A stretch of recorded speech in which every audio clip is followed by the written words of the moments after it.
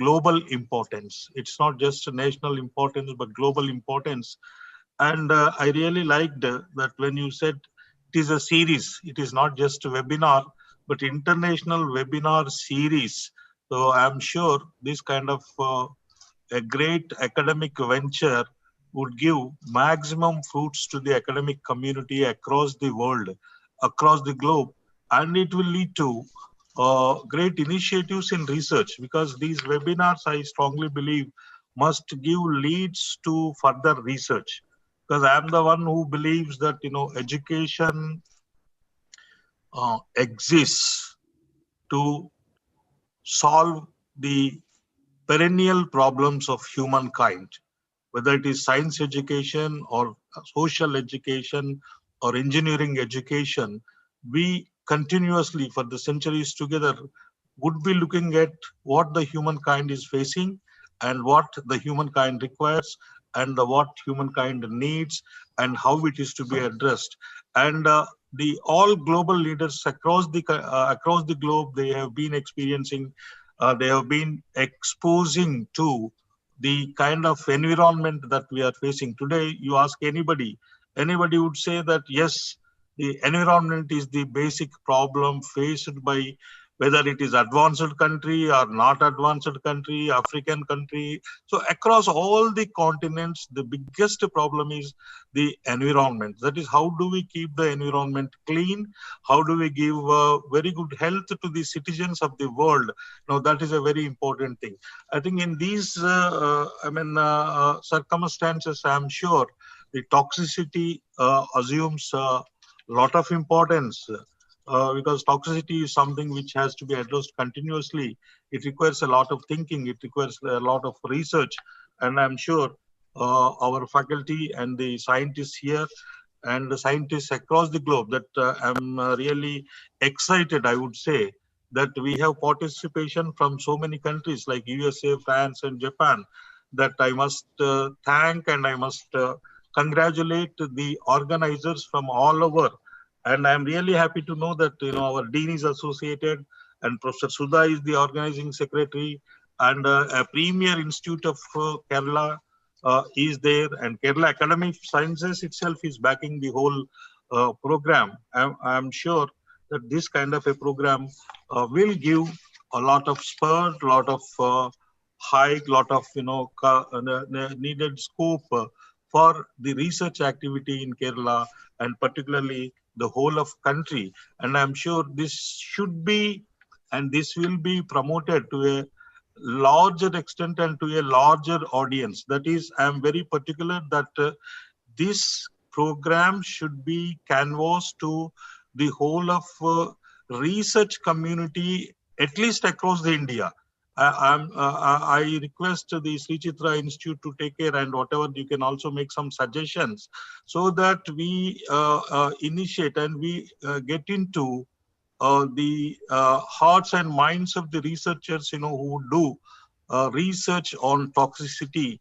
And this is what I understand. I'm a commerce man, I'm not a science man, but what I understand is it is the application of technology to a very important issue.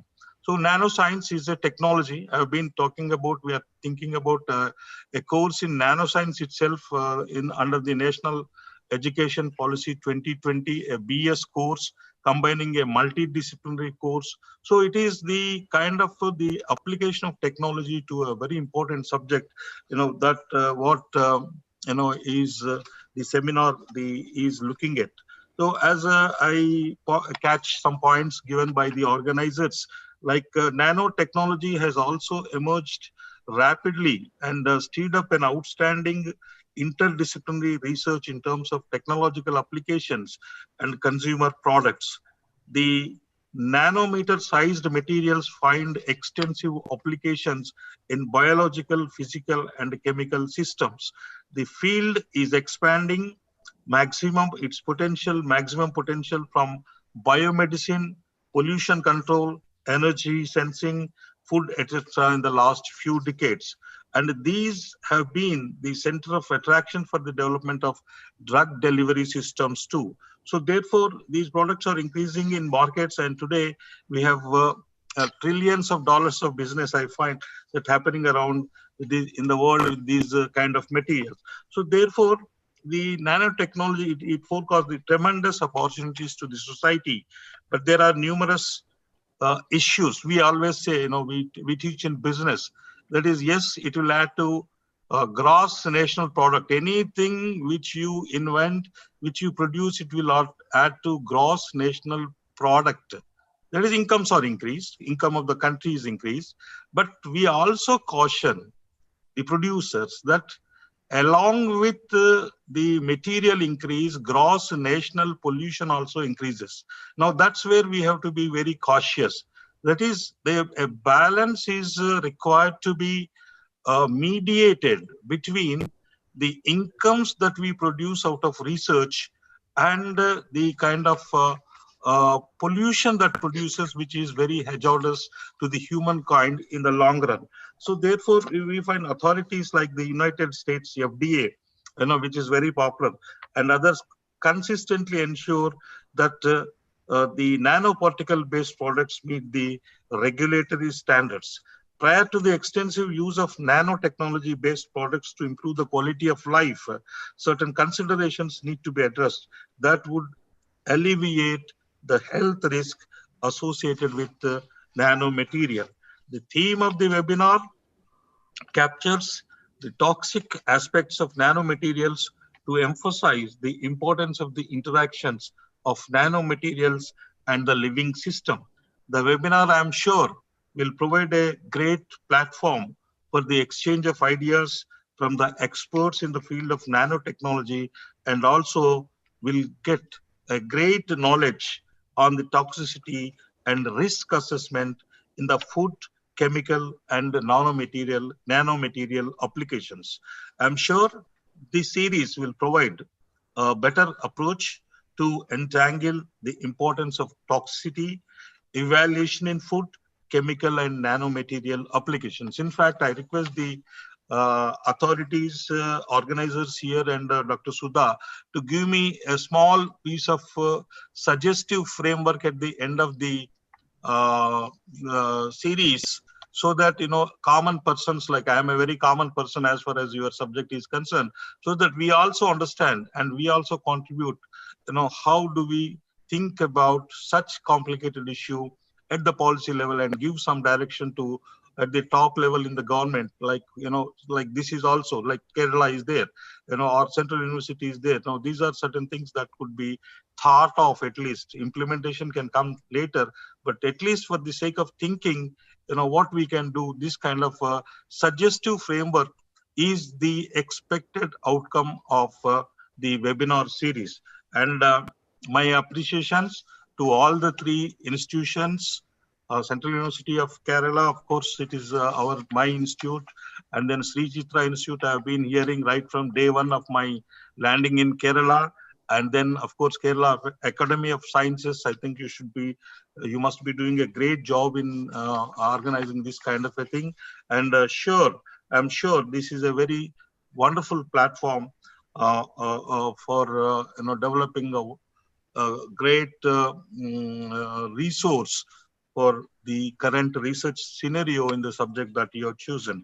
And I'm sure, and I expect, and I wish that these series will be a huge success and will continue to motivate the researchers, the faculty, and also, the most importantly, the policy makers. Thank you very much. I'm really delighted that I am given this kind of opportunity on a very important global topic. I thank particularly the director, Professor K. Jayakumar, who is leading the team, who is leading the pack of researchers, and I'm sure that this webinar will be a huge success. Thank you very much. Thank you.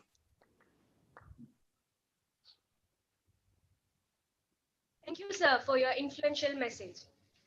A job well begun is half done, and a formal inauguration goes a long way towards setting the tone.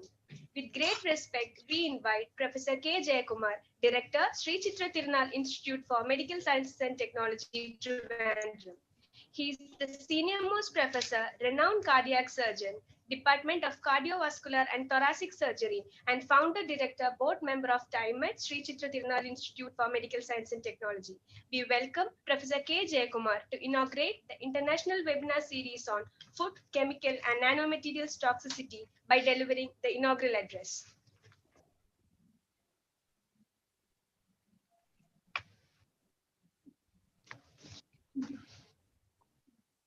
Good morning, everybody.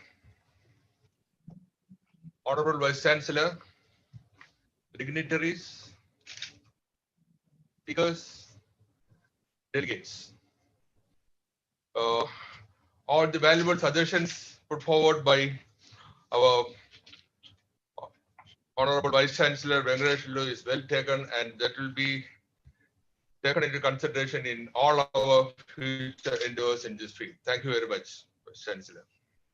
I consider this as a proud privilege bestowed on me to be here to inaugurate this international webinar series on food, chemical, and nanomaterial toxicity. On behalf of the entire fraternity of Sree Chitra Tirunal Institute for Medical Science and Technology, I am welcoming you all for the webinar series jointly organized by SCT-IMST, that is Sree Chitra, Central University of Kerala, in association with Kerala Academy of Sciences. It's a great pleasure to me to be here with you for the international webinar. Let me take this opportunity to congratulate and appreciate the efforts taken by the organizing secretaries, Dr. P.V. Mohan from Sree Chitra and Dr. Sudha from Central University of Kerala for organizing this webinar series. Let me give a brief introduction about the institute. The institute, that Sree Chitra Tirunal Institute, was initially established by the government of Kerala as an advanced center for medical specialties. Sree Chitra Tirunal Institute metamorphosed into an institute of national importance under the Department of Science and Technology, Government of India. The joint culture of medical sciences and technology, pioneered by the institute for more than 3 decades, have evolved and achieved an unparalleled recognition in India. The institute focuses on patient care of high quality, technology development of industrial significance, and health research studies for social relevance. We have a dedicated team of clinicians, scientists, and engineers devoted to high quality biomedical research and developing technologies in both healthcare, with emphasis on cardiovascular and neurological disorders. The research and development wing of the institute, called the Biomedical Technology Wing, has been critical in establishing a base for medical device industry in India by successfully developing and commercializing technologies for a number of devices and implants. The Biomedical Technology Wing has implemented a quality system meeting international standards ISO IEC 17025 and is accredited with COFRAC France. Some of the commercialized cost-effective technologies from the institute include blood bag, membrane oxygenator, artificial heart valve that has already crossed 1.5 lakhs of implantations, dental materials, hydroxyapatite based materials and implants. I would like to express my sincere gratitude to the Government of India for their countless support and encouragement to all our developmental activities throughout our journey. As an institute that closely harmonizes with public health, we are always devoted in providing high quality biomedical technologies for the improvement of health utilizing nanotechnology. For the past years, nanotechnology has gained a great deal of public interest due to the needs and application of nanomaterials in many areas of human endeavors, including industry, agriculture, business, medicine, and public health. Environmental exposure to nanomaterials is inevitable as nanomaterials have become part of our daily life, and as a result, nanotoxicity research is gaining attention. It appears vital to reassure the public, taking into account the uncertainties emerging from the rapidly growing number of new applications, the applications of nanotechnologies. This means, of course, that one should be able to know exactly where they are and what the risks are for the public health in terms of hazards and exposure. Encouraging risk management in this field can help consolidating its position in the world as a part of a responsible development that is fully integrated. Many scientists consider nanotechnology as the next logical step in science, integrating engineering with biology, chemistry, medicine, and physics. I end with a famous quote from an eminent computer scientist, Ralph Merck. If we can reduce the cost and improve the quality of medical technology through advances in nanotechnology, we can more widely address the medical conditions that are prevalent and reduce the level of human sufferings. As a biomedical and clinical community, we believe that the knowledge we acquired on nanotechnology is complete only when it comes to the betterment of human life. No doubt that this event, with a broad spectrum of topics and continued in parallel sessions related to the specific areas of research, this international webinar series will provide the ideal platform to stimulate ideas and establish collaboration, as well as initiate intense discussion and sharing of knowledge. I sincerely wish you a very productive conference, one that will support the safe, integrated, and responsible development of nanotechnologies. More specifically, I hope that you will not be able to advance your thinking through significant brainstorming discussions, but also to develop consensus positions on some of the key issues that characterize the different fields of applications of nanotechnology. Thank you very much.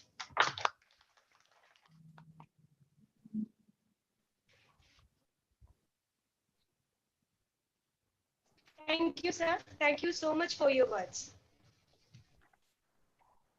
It gives us immense pleasure to invite Professor G.M. Nair, former head, Department of Plant Science, as well as Dean, School of Biological Sciences, Central University of Kerala, Kasaragod. He was the head, Departments of Botany and Biotechnology, University of Kerala, and has more than 45 years of research experience in the field of cell biology, plant biotechnology, chemical prospecting, biodiversity conservation, and genomics. Professor Nair has served as the director of Jawaharlal Nehru Tropical Botanic Garden and Research Institute, Kerala. He had spearheaded several novel programs and gave a facelift to the institute during his tenure as director and brought several national and international programs to the institute. He has coordinated the establishment of Institute of Advanced Virology, an initiative of the Government of Kerala at the Life Sciences Park, when he was the advisor, Biotechnology Commission, Government of Kerala. Professor Nair is currently Honorable Director of Central Laboratory for Instrumentation and Facilitation, University of Kerala. We welcome you, sir. Thank you. A very warm good morning to all of you. It's a great pleasure for me to be amidst you, great dignitaries, Professor Dr. Venkateswarlu, the Honorable Vice Chancellor of the Central University of Kerala, Professor Jayakumar. Just a minute. Okay, sorry for stopping the video. Dr. Professor Jayakumar, Director of one of the premier institutions in the country, Sree Chitra Tirunal Institute of Medical Science and Technology. Dr. Mohanan, one of the organizers of this program, Dr.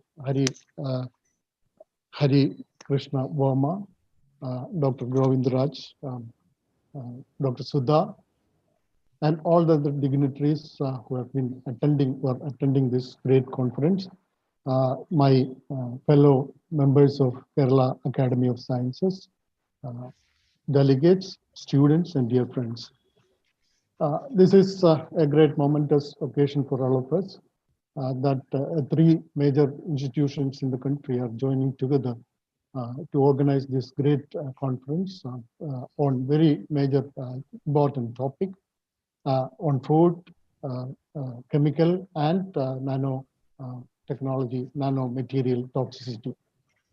Very important subject and consideration indeed in the contemporary period, where we have a lot of problems with food safety, food toxicity, and even the chemicals that are available in day-to-day life, as well as to the latest nanotechnology. As I represent the Kerala Academy of Sciences, it would be my duty to say a few words about this organization. Kerala Academy of Sciences has almost 30 years of existence in Kerala.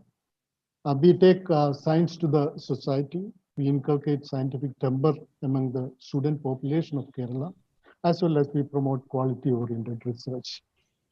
We feel that the research should be boosted in such a way that the research that is happening in the different institutions of the state of Kerala should be brought to the level of the national or even to the international arena. We take up several programs of outreach programs, like conducting seminars at several places in the state of Kerala, and we have association with almost all the national academies. Our mandate obviously is restricted to Kerala, state of Kerala, but we have a vision for the entire nation as well as for the at an international level. So that our vision is almost comparable to the visions of the three major national academies of the country. We have 13 honorary fellows which are being bestowed onto them owing to their recognition contributions, like Professor P.K. Iyengar, Dr.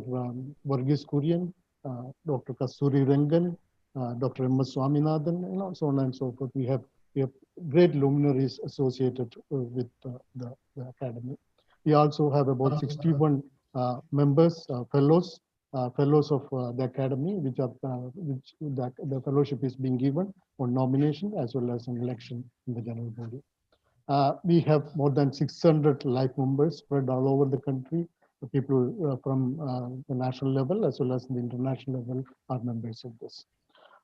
We are very happy to join this venture initiated by Professor Mokanan as well as Professor Sudha because of the theme that is being projected for this webinar.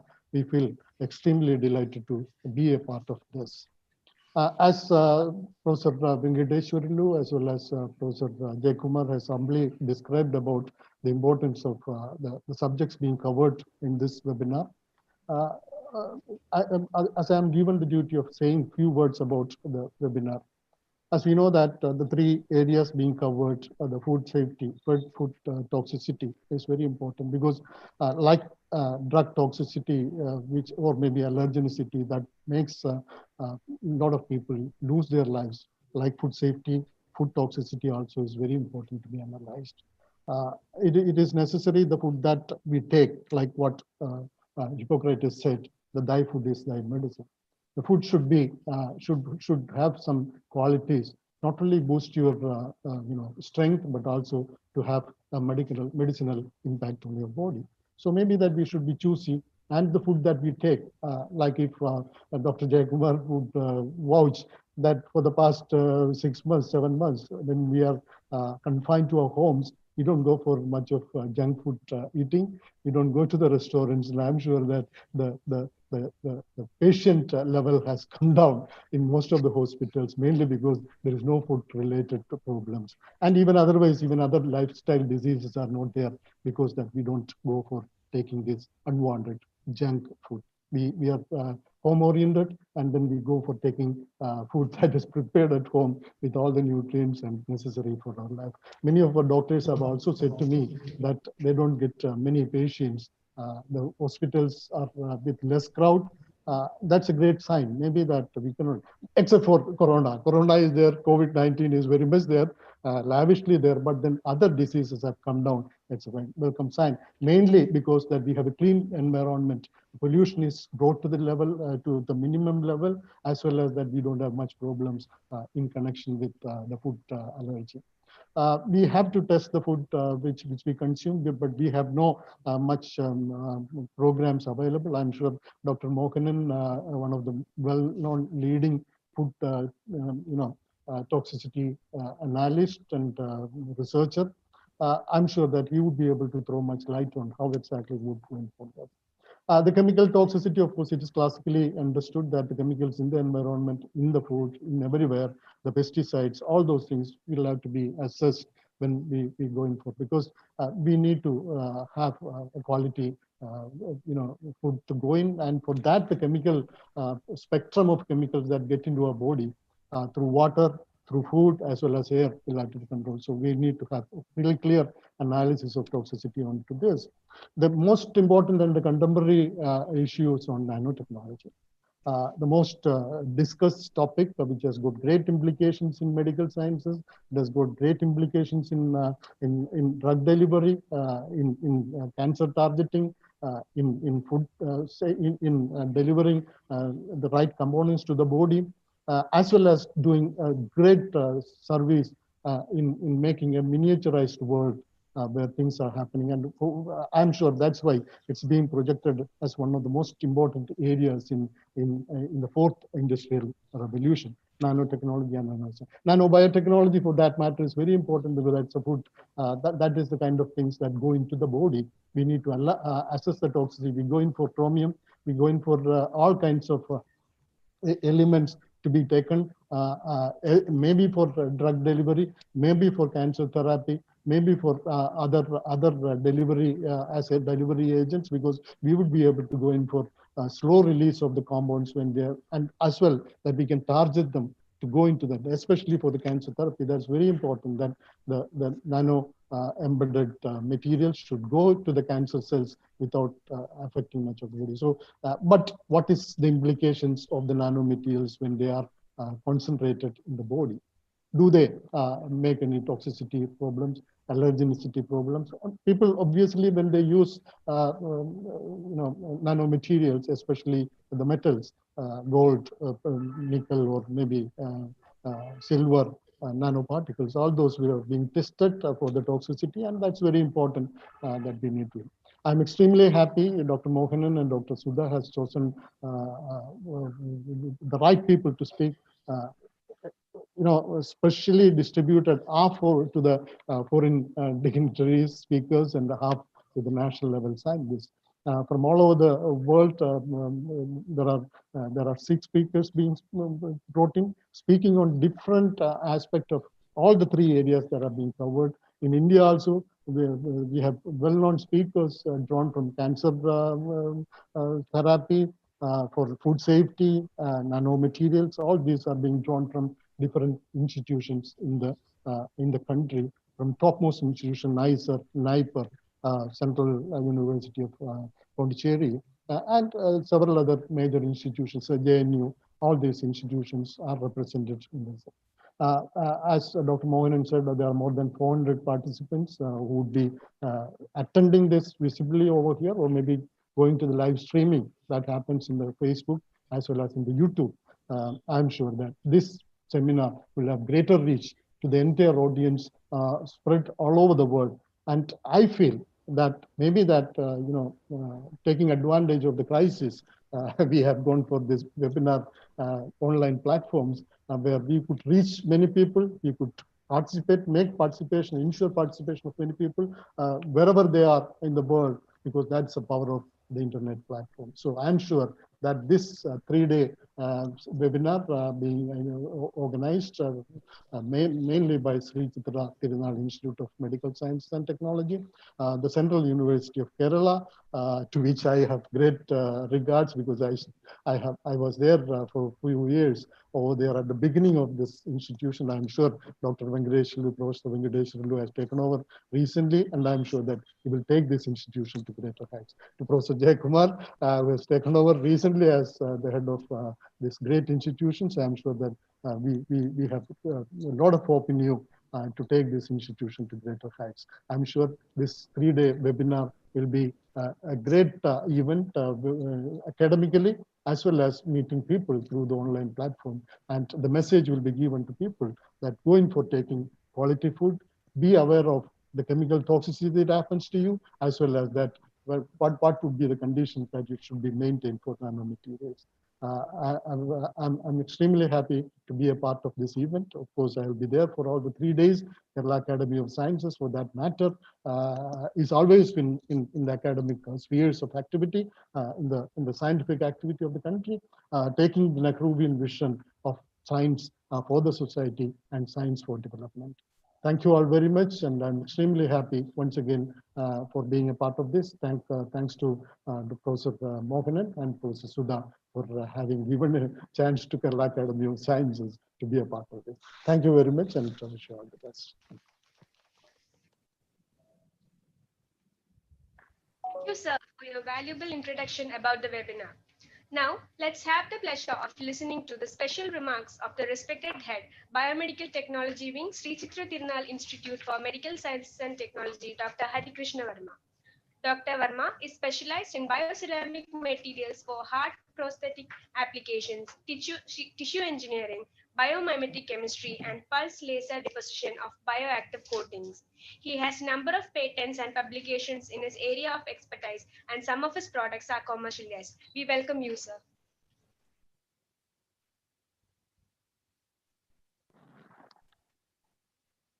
A very good morning to all of you. Honorable Vice Chancellor of Central University of Kerala,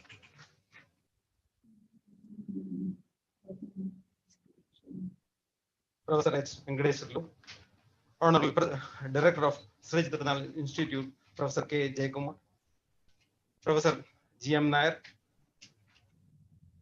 and all the eminent speakers, dignitaries, and my dear students.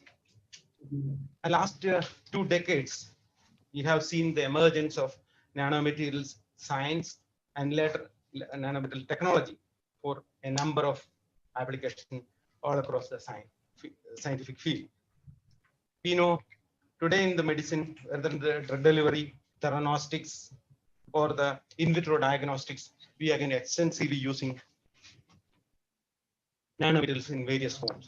Recently, in the COVID scenario, we have been really using this nano iron oxide type of particles for separation of RNA from the swabs for the COVID patients. And so we can clearly understanding the importance of this area of science and its direct application to the technology. So I won't talk much, but this is one of my very personal experience when I was attending the Asian Biomaterials Congress at, in Osaka about 6 years back. So there was this area of nanotoxicity is emerging. So my colleague, Dr. Mohan, was being actively working. So we are been discussing. So I listened to a very interesting talk by one very eminent, very senior professor from University of Hokkaido, Professor Fumio Watari. So what he was showing that in the seminar, he has made nanomaterials of titanium oxide in different grades, right from 100 micron to nano levels. And he was measuring the whole response of the inflammatory response of the in vivo administration of these particles. So it's very interesting. So as we expect, when the size comes down and the surface area and when it increases, the inflammatory response started increasing tremendously. But he has shown one slide. And after when you reach a level of 50 nanometers or say below 50 nanometers, these all responses are coming down. And he has shown I still remember a very interesting X-ray fluorescent image showing that these particles, when administered, it does not behave any sort of biological behavior. It just passes through all the transmembrane barriers. And he concludes this one. This does not mean, as some of the previous speakers was correctly mentioning, this does not mean that these materials are not toxic, but we are yet to understand the effect of these particles.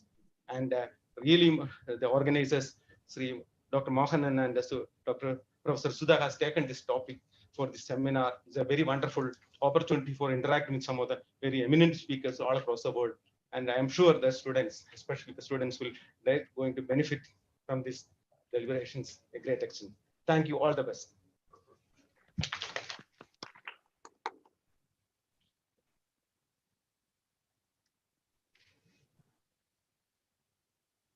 Thank you, sir, for your valuable words. We consider it a great privilege to welcome Professor D. Govindarao, respected Dean, Central University of Kerala, to deliver the special remarks about the event. Dr. Rao has successfully completed 3 UGC major research projects focusing on intracellular proteins involved in the production of fatty acids in ethnomedical plants, anti-diabetic potentials, and drug targets of herbal extract. He was granted with a patent for his achievement on the anti-cancer secondary metabolites from palm tree extracts.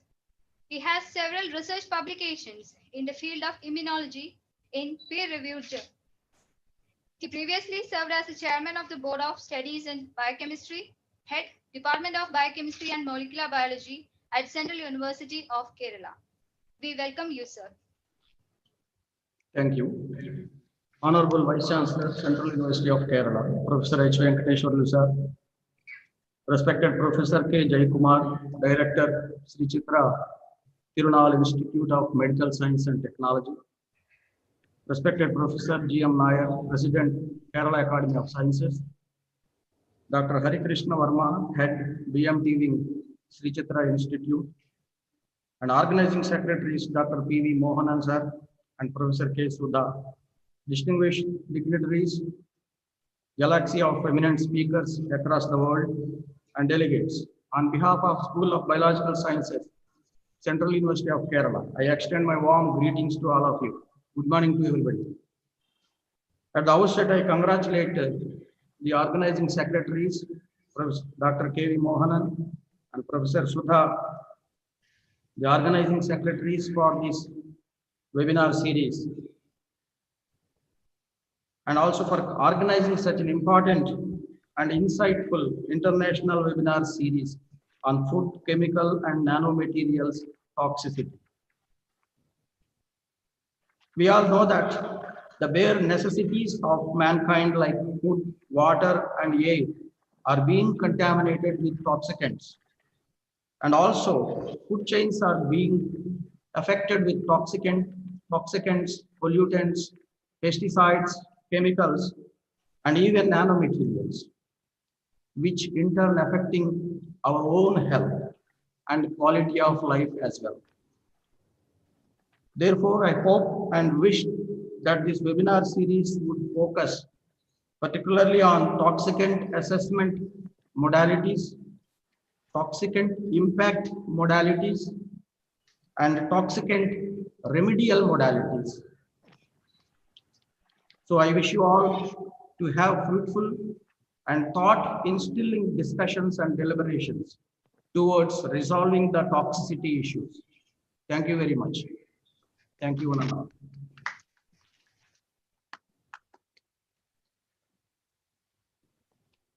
Thank you, sir, for your enlightening words. With great respect, we invite the organizing secretary, Professor Sudha K., Head of the Department, School of Biological Sciences, Central University of Kerala, to thank the gathering.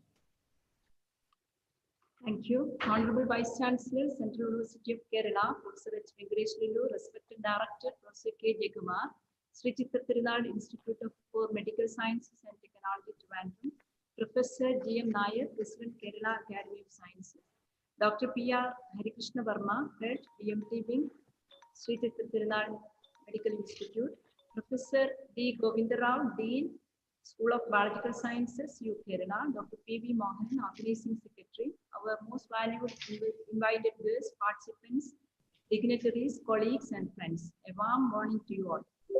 You can see the revolutionary role nanotechnology plays in almost every aspect of our life, including industry, agriculture, food systems, business, medicine, and public health. But our inevitable exposure to nanomaterial also calls for a very crucial need to address the adverse biological effects, potential toxicity, and impact to humans as well as environment. Through this webinar platform, we reach out to 12 global expertise in toxicology, and along with more than 420 registered participants, aim to provide a better strategical approach to troubleshoot the toxicity hindrance in food, chemical, and nanomaterial applications. Let me come to the duty proper. At the outset, on behalf of the organizing committee, me and Dr. Mohanan wish to thank most respected Honorable Vice Chancellor, Central University of Kerala, Professor Venkateshwarlu. Sir, we are truly privileged to have you to this program for the presidential address. Your inspirational speech will greatly motivate the researchers and scientists who are participating in this program and would help to shape the participating institutes to the next stage of development. Thank you so much, sir. We express our deep sense of appreciation to Professor K. Jayakumar, Director of Sree Chitra Tirunal Institute for Medical Science and Technology. We sincerely thank you, sir, for inaugurating the function and highlighting some of the outstanding research and innovative activities the Institute is currently undertaking. We sincerely acknowledge our gratitude to Professor D. Govinda Rao, Dean, School of the Biological Sciences, Central University of Kerala, and Dr. P.R. Harikrishna Verma, Head of BMT Wing, Sree Chitra Tirunal Medical Institute, for the welcome remarks for this program. We extend our sincere thanks to the Dean and heads of the departments, faculty, scientists, research scholars, technical staff of both institutions for the support and to take up this event. We wholeheartedly thank Professor G.M. Nair, President, Kerala Academy of Sciences, for his constant encouragement and inspirational speech for the conduct of this program. Thank you so much, sir. We extend our sincere thanks to Mr. Arjun SKV for his immense overall technical support towards the preparation of this event. Finally, we wish the participants, speakers, research scholars, and innovators the very best for the 3-day long webinar series. Thank you, one and all. Thank you.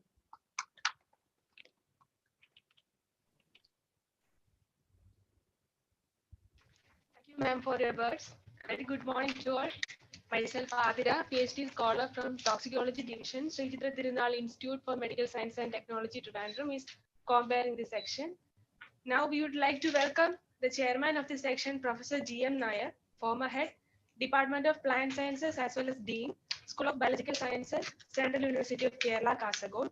He was the head Departments of Botany and Biotechnology, University of Kerala, and has more than 45 years of research experience. You have said that. You have already said that, so please don't. Once again, we welcome you, sir. Thank you. Thank you very much. Can I? The inaugural session is completed. Okay. So we are going to the proceedings. Okay. Thank you. Thank you, Professor Jayakumar. Thank you so much. Thank you, PM sir. Thank you. It's okay. And I'm going to be there anyway as chairman subsequently. Professor Mohan, are we supposed to start now? Yeah, all are here. All Okay. the speakers, Professor Jennifer is there. Okay. Next speaker, Dr. Okay, Woman okay. is. I think you can start the proceedings. Okay. Thank you.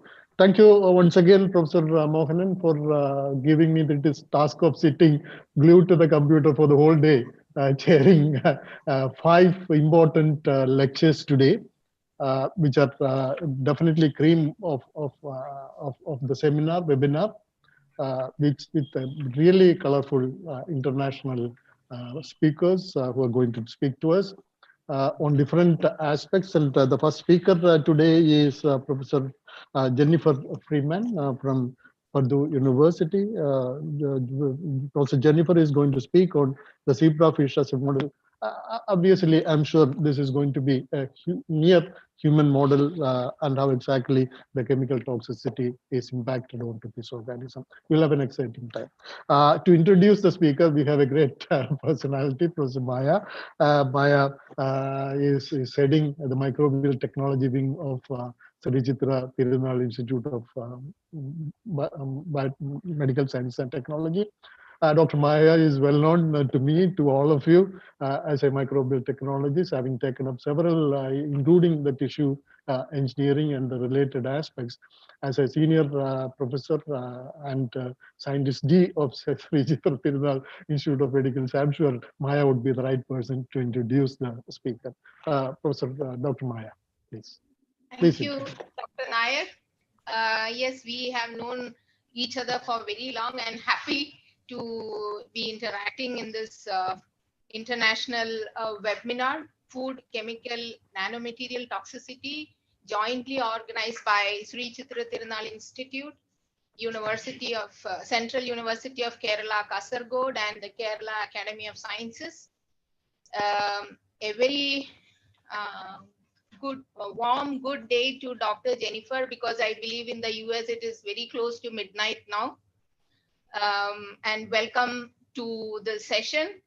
Dr. Jennifer Freeman is Associate Professor, School of Health Sciences, a faculty affiliate in Environmental and Ecological Engineering, faculty in the Department of Public Health at Purdue University, Indiana, USA. The Freeman Environmental Molecular Toxicology Laboratory focuses on defining the underlying genetic and epigenetic mechanisms of toxicity of environmental stressors in developmental origins of health and disease paradigm. Her current research projects are focused on pesticides, metals, radiation, on emerging contaminants. These projects are defining the immediate adverse health impact of developmental exposure, the lasting adverse health impact of this developmental exposure throughout the lifespan, analysis of subsequent generations, linking genetic, epigenetic, and phenotypic assessments. They also focus on development of adult disease pathogenesis with a specific focus on neurological disorders, including Alzheimer's disease, neuroendocrine, and reproductive dysfunction and cancer. Dr. Jennifer and her group has made vertebrate model system a versatile investigative tool for toxicity studies. She has over 80 high impact publications, and with an illustrious career, Dr. Freeman was awarded the Early Career Research Achievement Award from College of Health and Human Sciences, the Exceptional Early Career Teaching Award from Purdue University in 2014, recognizing excellence in research and teaching. She is a member of the Purdue University Teaching Academy, included in the Purdue Book of Great Teachers, and she received the Top Teaching Award, the Charles B. Murphy Teaching Award in 2019. She was also awarded the Sigma Z Mid-Career Research Achievement Award in 2018 and Society of Toxicology Women in Toxicology Outstanding Young Investigator Award in 2020. Dr. Freeman, today we are very much happy and honored to have you among us and to deliver the talk, The Zebrafish as a Biomedical Model to Define Developmental Origins of Chemical Toxicity. On behalf of the organizing committee and on my own behalf, we welcome you, Dr. Jennifer, and over to you, ma'am, for your presentation. Before Jennifer starts, welcome Jennifer to this international webinar. We are eagerly waiting for your talk.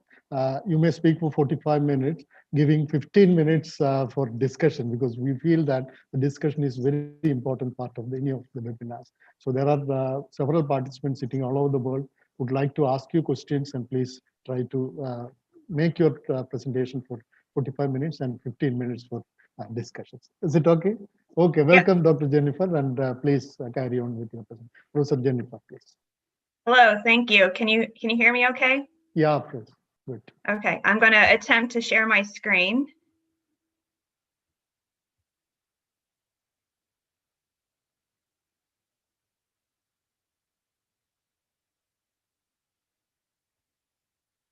And start my presentation. There we go.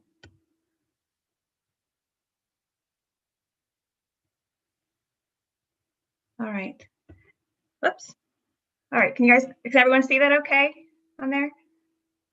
It's okay. Please proceed. We can see your slides. Thank you. And thank you for the wonderful introduction and for the invitation for me to speak with you all today about the research that we are doing here at Purdue University related to molecular and environmental toxicology. So historically in toxicology, we use a traditional testing paradigm where we think about exposures during specific life stages and looking at effects specifically during those life stages. So if you're doing a developmental toxicology study, you would do an exposure during development and look at the outcomes in an infant or soon after that developmental exposure.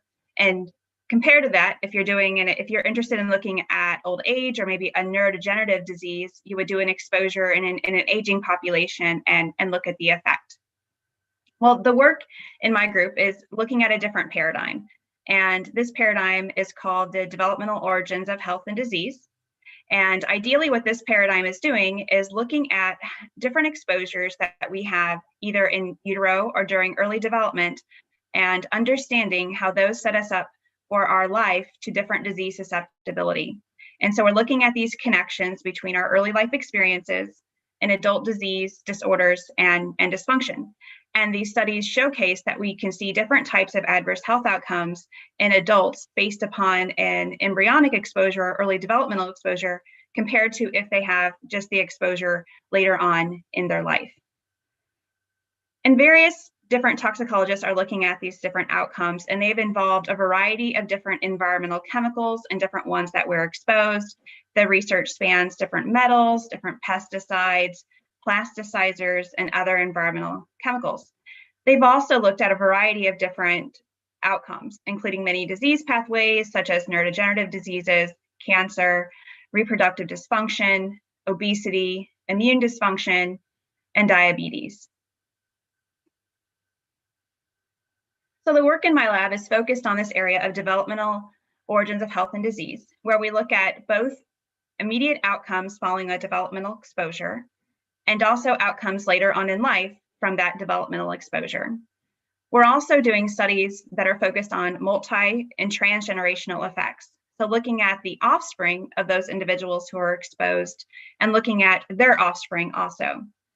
And this work is all being done in the area of environmental molecular toxicology, where we're trying to understand these different exposures from these different environmental contaminants at relevant concentrations, or what we may be exposed to every day in our life. And once we define these different adverse health outcomes, we're working to define the specific genetic or epigenetic mechanisms that are leading to these disease or disorders that we see. For all of the work that we do in my laboratory, we use a zebrafish as a model system for human disease and toxicology. And we use the fish for various purposes and take advantage of a number of their strengths in our research studies. Some of those strengths include the fact that we can get hundreds of embryos from a single mating pair, the fact that they have ex vivo embryonic development. So you can see in the picture on the slide where they have the single embryos, and these embryos are near transparent. So we can look at just the earliest developmental stages under a light microscope to see different adverse health outcomes or different malformations that may be forming in the fish. We also take advantage of their shorter developmental periods. So their embryogenesis is about 3 days in length if we're interested looking specifically at an embryonic exposure. They're sexually mature at about 3 to 4 months of age. So if we're interested in looking at reproductive outcomes or even multi or transgenerational studies, we can get multiple generations in just a year. Their overall lifespan is relatively short, for about a year or so. And so if we're interested in looking at neurodegenerative or any other type of aging disease, we can also do that in a short amount of time in the lab. We take advantage of their small size, being able to house thousands of fish in a very small area. And I think most importantly is the understanding that we have from them being one of the organisms in which their genome is sequenced. And so we have a multitude of information about their genetic homology to humans. We understand how their gene function is conserved.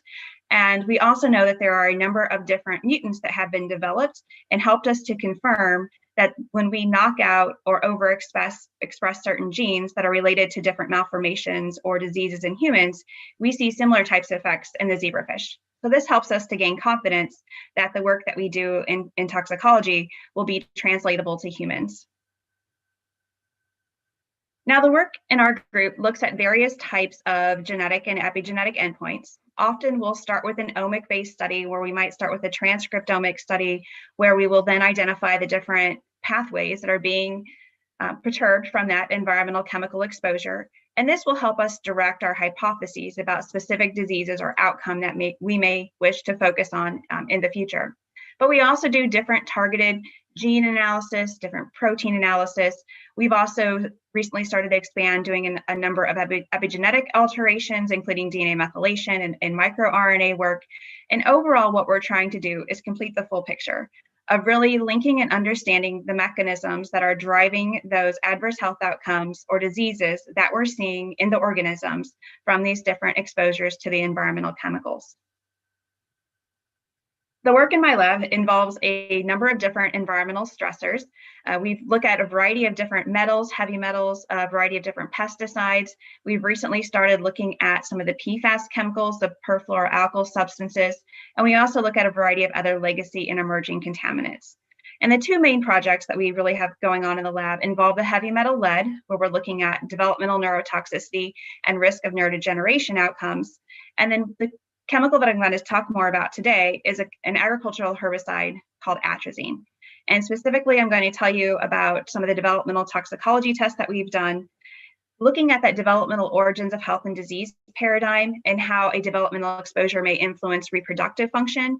And then also some of the more recent research looking at more of the neurotoxicity outcomes from this exposure to this chemical. If you're not familiar with this herbicide, it is a pre and post-emergent herbicide used in a variety of different crops. Here in the United States, it's used quite frequently on our corn crops in the Midwestern US where I live. And it's also used on a variety of different other crops, sugarcane, sorghum, coffee, and banana. In the United States, it's the second most common herbicide that is used for agriculture. Now, humans are at risk from both occupational exposure, in which you may have a farmer applying the chemical in maybe a larger machine, or they may be using a backpack sprayer, depending upon the location around the globe in which the herbicide may be used. And so you're at risk for both occupational exposure and then environmental exposure. And the main route of environmental exposure is through drinking water contamination. The risk with atrazine is that no matter where it's applied, it will find its way into our drinking water sources. And so it's regulated globally and also in various countries at different concentrations so that we can adhere and keep atrazine in our drinking water, hopefully at a safe level. But unfortunately, it's often reported to exceed the regulatory level that we have here in the United States. But I wanted to just share a little bit about the regulatory concentrations that are found around the globe. The World Health Organization regulates the chemical at 100 parts per billion, which is 100 micrograms per liter. Here in the US, our US Environmental Protection Agency regulates the chemical at 3 parts per billion, so a little bit different of concentration levels that we have that are going on. And then in the European Union, actually, this herbicide was banned back in 2003 based upon the fact that, as I mentioned earlier, wherever you apply it, it is going to be found to contaminate our drinking water sources. And I wanted to share this map with you also that's on this slide. This is the map of the US, and those dark red areas are all the places, mainly in the Midwestern US, where we use this herbicide quite frequently in our cornfields. And Indiana, where I am located, is right smack in the middle of where this herbicide is used. And so it is a risk of exposure for populations here in the US and globally in any countries that are using this herbicide. Now, there's been a lot of toxicity studies trying to identify how exposure to this chemical may lead to adverse health outcomes in humans. And overall, the wealth of literature really agrees that this herbicide is an endocrine disruptor, meaning it is somehow interfering with our endocrine system. But early studies have shown that it doesn't specifically bind the estrogen receptor, and instead it's hypothesized that it has a hypothalamic target in the brain, but that specific target has not yet been identified. A few years ago, we wrote a review discussing how atrazine may be targeting the hypothalamus and reproductive outcomes, specifically looking and summarizing the literature on the hypothalamus pituitary gonadal axis, which is responsible for our reproductive system development and function, and showing that among really all organisms, we see a common theme where atrazine exposure can lead to different reproductive dysfunction outcomes. Some of those include human studies that have observed steroid gene alterations, hormone alterations, delayed puberty. In men, it's been reported to potentially cause decreased sperm quality with a higher concentration exposures. And in women, there was a study that was done a few years ago showing that women in the Midwestern US who were at risk of being exposed to atrazine had an increase in menstrual cycle irregularities compared to women who lived in other parts of the US that would not have atrazine exposure, where it would not be used in those areas. And so there's a lot of work that's been done in trying to understand these toxicities. Further work has been done looking at adverse birth outcomes in the human population. There has been some association with an increase in babies being born small for gestational age, increase in birth defects, and some increase in fetal impairments. And some of these studies have found what's interesting is that these increase in these outcomes is associated with a specific time of year in which the individual will be exposed in utero. And it is found to be that when the time of conception is spanning the time in when atrazine is expected to be contaminating our drinking water, there's an increase in those individuals for these adverse birth outcomes. And I should mention that there is a lot of information about when atrazine is expected to be in our drinking water sources, and it's all based upon when this herbicide is actually applied in the crop fields, and soon after we have the first rain event. So even though there's been a lot of work that's been done, there's still questions on the mechanism of atrazine toxicity, specifically when you're looking at relevant exposure concentrations, those low part per billion exposures that we may have, and then also looking at the DOHAD paradigm, or the developmental origins of health and disease paradigm. So today I'm going to share with you a little bit of the work that we have done, really focused around two questions. The first one looking at, does an embryonic exposure at and around the US EPA regulatory level, which is 3 parts per billion, induce morphological and transcriptomic alterations, and then talk a little bit more about whether or not we see adverse health outcomes later in life from this embryonic exposure.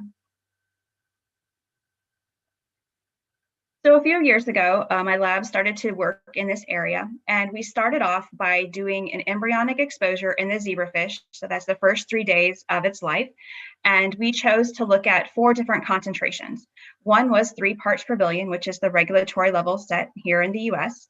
And then we chose concentrations 10 times higher and 10 times lower, so 0.3 and 30 parts per billion. And then we had a control exposure, which was water only, that did not contain any of the chemical. And this here are images showing what those fish look like in their respective treatments. And if you're visually looking at them, you probably can't see that there's any major differences between the fish. We didn't see any major overt toxicity or increase in malformations in the fish. But when we did our microscopic measurements, we did see an increase in head size in all 3 of the treatments.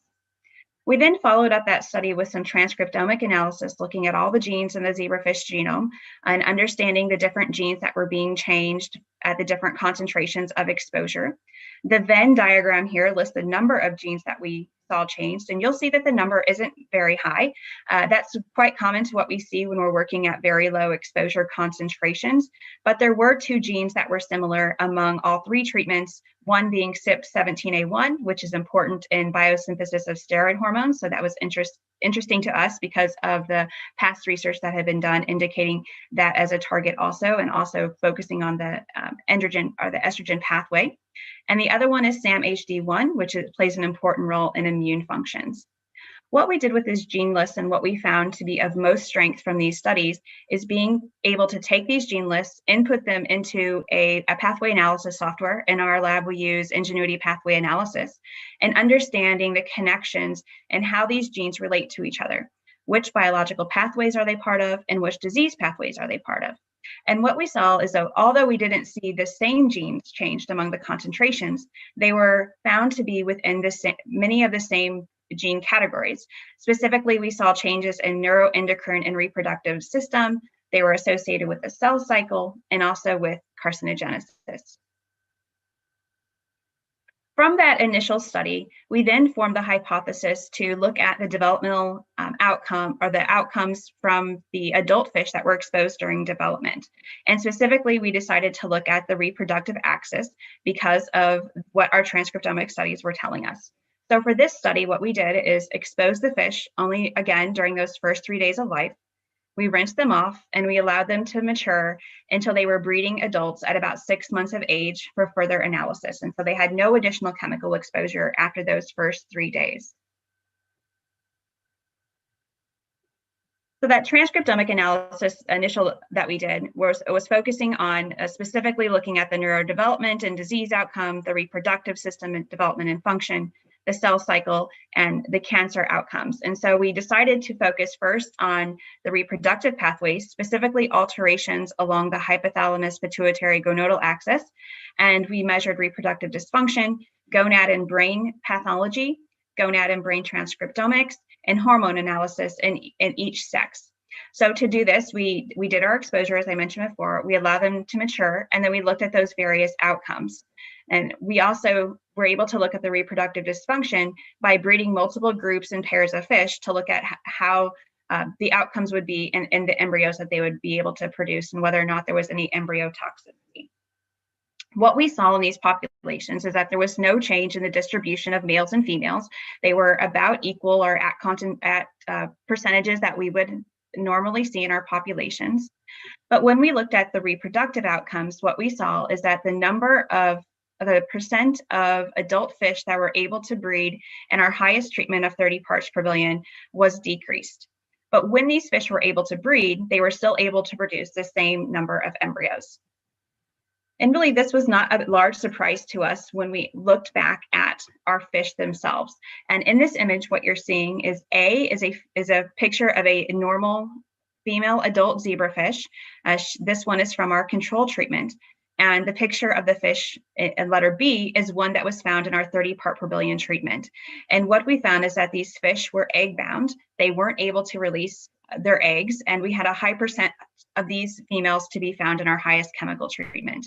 We followed this up with pathology and showed some pathological changes in the ovary of these fish. And we also conducted hormone analysis. While we didn't see any changes in estradiol, we did see some changes in the levels of progesterone in these adult female fish. Next, we completed different transcriptomic analysis where we looked at the male and the female brain and also the ovary and testes in each sex. And what we saw, and this data now that I'm going to walk you through is just a brief summary of some of the transcriptomic studies that we completed. This first here is showing the outcomes that we saw in the adult female brain. What we saw is that in all 3 treatments, we saw genes that were changed that were involved with nervous system, specifically neuroendocrine development and function, tissue and organismal development, and behavior. And I've included just a couple examples of those genes that we saw changed. Interestingly, we saw that CYP17A1 was also changed in the brain of these adult females, as we had seen during embryogenesis. We also saw changes in adenylate cyclase and luteinizing hormone. All of these genes play a role in the neuroendocrine system. In the adult female ovary, we saw the same pathways that were being changed by the genes that were altered from that embryonic exposure. Now, we weren't seeing necessarily the same genes. There was some overlap, but what we're seeing again is the value of seeing this pathway analysis to show that we are seeing these commonalities that were occurring. And so again, in the female ovary, we saw changes with genes that were associated with neuroendocrine development and function, tissue and organismal development and behavior, including STAR, which is a steroidogenic acute regulatory protein, adenylate cyclase activating peptide, which is important for gonadotropin gene expression.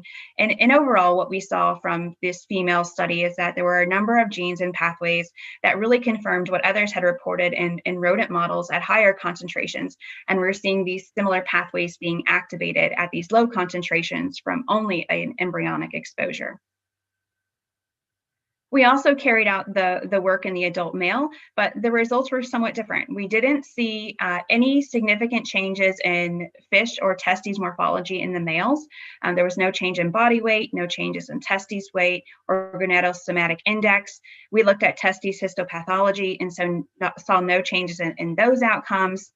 And we also saw no changes in the hormones that we analyzed. But we had the questions, well, maybe the males weren't affected. Maybe it was just the females that were being affected from the exposure. So we wanted to go ahead and complete transcriptomics also in the brain and the testes of the males to see what types of genes may be altered or whether we would see many genes that would be changed. What we saw were some different pathways. There was some overlap, and you'll notice some of the genes on this slide were also on the female slide, but the pathways were a little bit different. The pathways that we saw change in the male were more focused around neurotransmission, neuronal growth and morphology, molecular transport of steroids, and some association with the hypothalamus pituitary adrenal axis instead of the hypothalamus pituitary gonadal axis. In the testes, we saw different pathways, though the genes were highly associated with concentration, quantity, and molecular transport of steroid hormones, and there was some association with another endocrine axis, the hypothalamus pituitary thyroid axis. So overall, what we're doing with this work is trying to put this full picture together of when we have this embryonic exposure, what are the different genes that are going to be changed and the different adverse health outcomes or impacts we see to either the males or the females later on in life. And so this diagram is just summarizing some of that work that we have done, showing some of the key players with the colors based upon the time at which the analysis was completed. So you can see some of the genes involved in the neuroendocrine system labeled in green that were changed immediately after the embryonic exposure.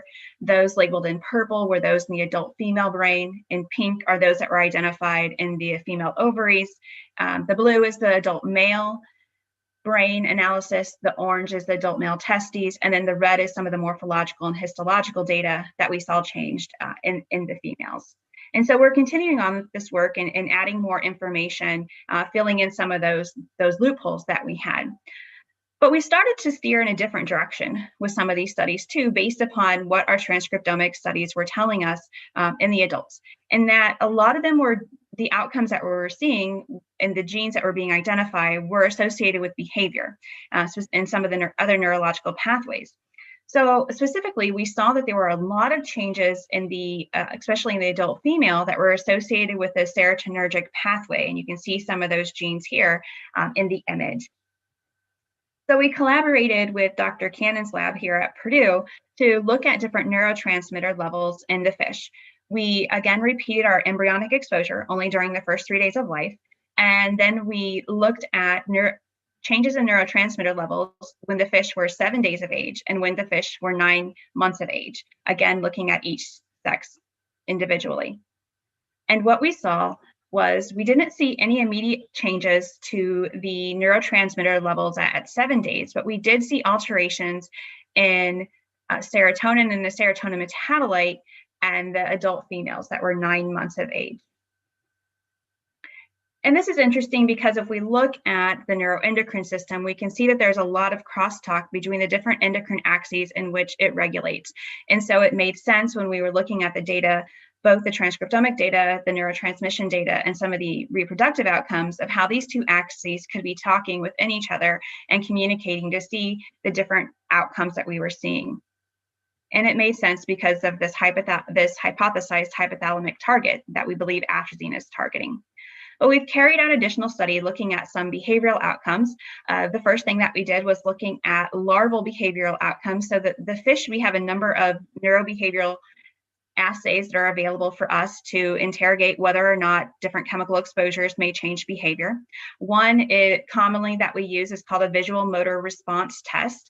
This is a test where we look at changes in the larval zebrafish by changing, turning on lights into dark and looking at how the fish is moving. And so we looked at larval behavior at 5 days of age. Again, these were only exposed during the first 3 days and then rinsed off for the exposure. And we did see significant changes in distance moved, time spent moving, and velocity, which were all decreased in our highest exposure concentration.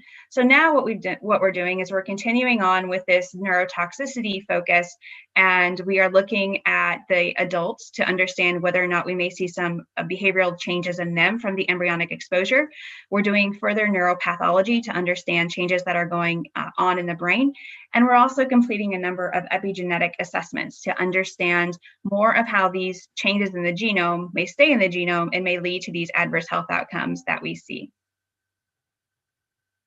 So in conclusion, what I've shared with you today is the fact that developmental exposure during embryogenesis and immediately after exposure, we saw changes in morphology, specifically changes in head size in all 3 treatments. When we did our transcriptomics, we saw alterations specifically associated with the neuroendocrine and reproductive system development. And we saw changes in genes that related to cell cycle and carcinogenesis. And then what I just showed was the hypoactivity that we observed at the highest test concentration. The adult study looking at the developmental origins of health and disease paradigm, we saw some interference with the reproductive activity with the number of pairs that were able to successfully spawn being reduced in the highest treatment concentrations. And when we looked at the outcomes by sex, we saw an increase in ovarian progesterone and also that histopathology changes looking at ovarian follicular atresia in the adult females. And then our transcriptomic studies indicated very similar sorts of pathways that we identified right after embryogenesis, with the nervous system, development and function, and behavior, and the fact that we saw the decrease in the brain serotonin targets when we analyzed those. In the males, we weren't seeing as many alterations at the outcomes that we were specifically looking at, but we believe that the transcriptomics data that we did is pointing us in some new directions that we're exploring to see whether or not we may see changes related to those specific pathways involving or including some of the neurobehavioral work that we're doing, especially because we saw changes related to neurotransmission and neuronal growth and morphology. So altogether, what we're working to do, very similar to this chemical atrazine, but also other chemicals in the lab, is looking at that embryonic exposure, then looking at what that specific toxicant types of outcomes that we're going to see, piecing together the molecular level changes that are going on, the changes that are occurring at the cellular level, at the tissue or organ level, combining that at the organismal level, and then also how that may influence the population in general. And so you can see here the adverse outcome pathway that we've been able to start putting together for the atrazine project based upon the different outcomes that we've been measuring and the assessments that we've been doing. I just want to close by acknowledging all the work that I presented today with was done by a number of my students that I've listed here on this slide. Specifically, these studies were led by Dr. Horstman and Dr. Werbisky Hirschberger, and they've also been done with a number of collaborators here at Purdue that have helped us to contribute to the project. So with that, I would just like to thank you for your time.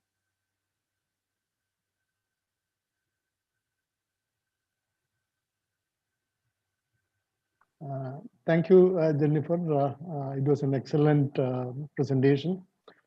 Especially, you have narrated the story behind the biological impact of atrazine. Atrazine. I find from your presentation that it makes a lot of impact on the system from the embryonic development to the adult stage. If atrazine is such a potent herbicide which has got great impact on the human body, why is it that, of course, it is being used extensively in the US and Australia? Why is it that it is being reapproved recently by the EPA, US EPA? Why is it that it's not being banned? Because I see it that it is being reapproved recently by the US EPA. So could you tell us why still people favor to use this herbicide, which makes a lot of. You're muted. You're muted. You're muted at the end.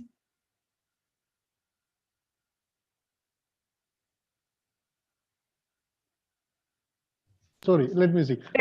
Okay, sorry. See, what I said was that if atrazine makes this kind of great impact on the body from different stages, and if it is a very, very hazardous herbicide, which makes occupational hazards as well as to the lay public unknowingly, because very small portion gets into the body can make havoc.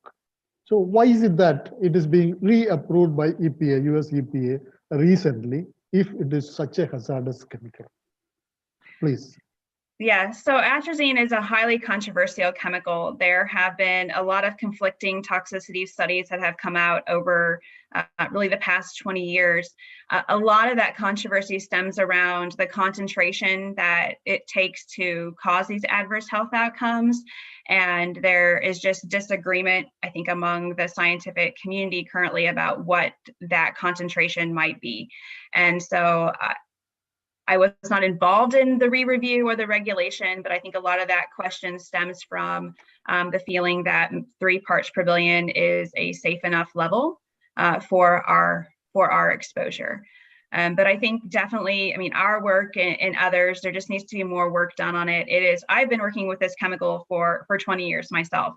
And it's a very interesting chemical because it's not really straightforward. It doesn't bind to any of our main endocrine receptors that we try and assess and work for the toxicity outcomes. And so I think that's part of it. Okay. Yeah, I think that's part of it, is just that the understanding its real toxicity is somewhat complicated, and so those questions leave room open for the controversy to be there. Okay, are there, your results on zebra, is it being, aligned with that of what clinical data that we have? Because there may be clinical data available on the impact of this pesticide, this herbicide. Are your results being aligned to the information that is already available? Of course, I know that there are many other herbicides which are being banned and which have got much more potent impact than this. So could you please tell that this zebrafish findings, are they aligned and in conformity with what is there in the clinical observations? Yeah, I would say in general, the zebrafish work has really expanded over the past 30 years. And in almost every area of biological research, we see the application of this model.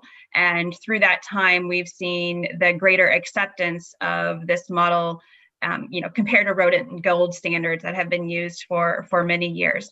And that's really important to us too, is that we want to go back and check and see that the outcomes that we see in the fish, compare those back to the rodent literature, compare those back to the human epidemiological studies that are being done to see whether or not they support similar pathways, do they support each other? And we think for atrazine that is true. That was one of the reasons we wrote the review a few years ago, is because we wanted to see if the changes that we were identifying along the endocrine axis, the reproductive endocrine axis, aligned well with what had been reported in rodent models and also other animal models, some ecological studies, and also the human literature that was out there. And for what we could see is almost every organism in which they've had atrazine exposure is interrupting with the reproductive axis. Okay. There was just a study that was released a couple of months ago looking at wallabies and atrazine exposure, and again they were seeing outcomes related to reproductive system development. So I think we're seeing very commonalities among all the different organisms in which this chemical is being tested. Okay, there are few questions. Are there 2-3 questions from the audience? I can entertain that, because you know that it's a bit night time for you, to the other speaker also. So maybe that you'll have to speed up. But then obviously for a scientist, this is 24/7 days work, so there is nothing like day and night, it's all 24 that is hours. True. Yes. Yeah. Dr. Praveen Kumar Gupta, please, or maybe Dr. Sweta.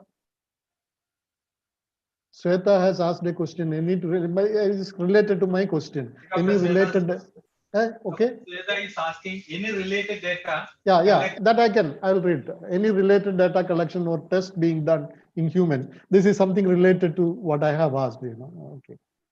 Yeah, and so that the couple studies that I mentioned earlier, just a second ago, and then also earlier in the presentation. So I think one of those studies that really stood out to me was the one where they were looking at U.S. women who lived in the Midwest who were very likely to have atrazine in their drinking water source, and they compared that to women living in Vermont who would not be around areas where atrazine would be applied, and so they were their control group, and they saw that there was that increase in menstrual irregularities and some other reproductive system related outcomes where they were seeing changes in those women.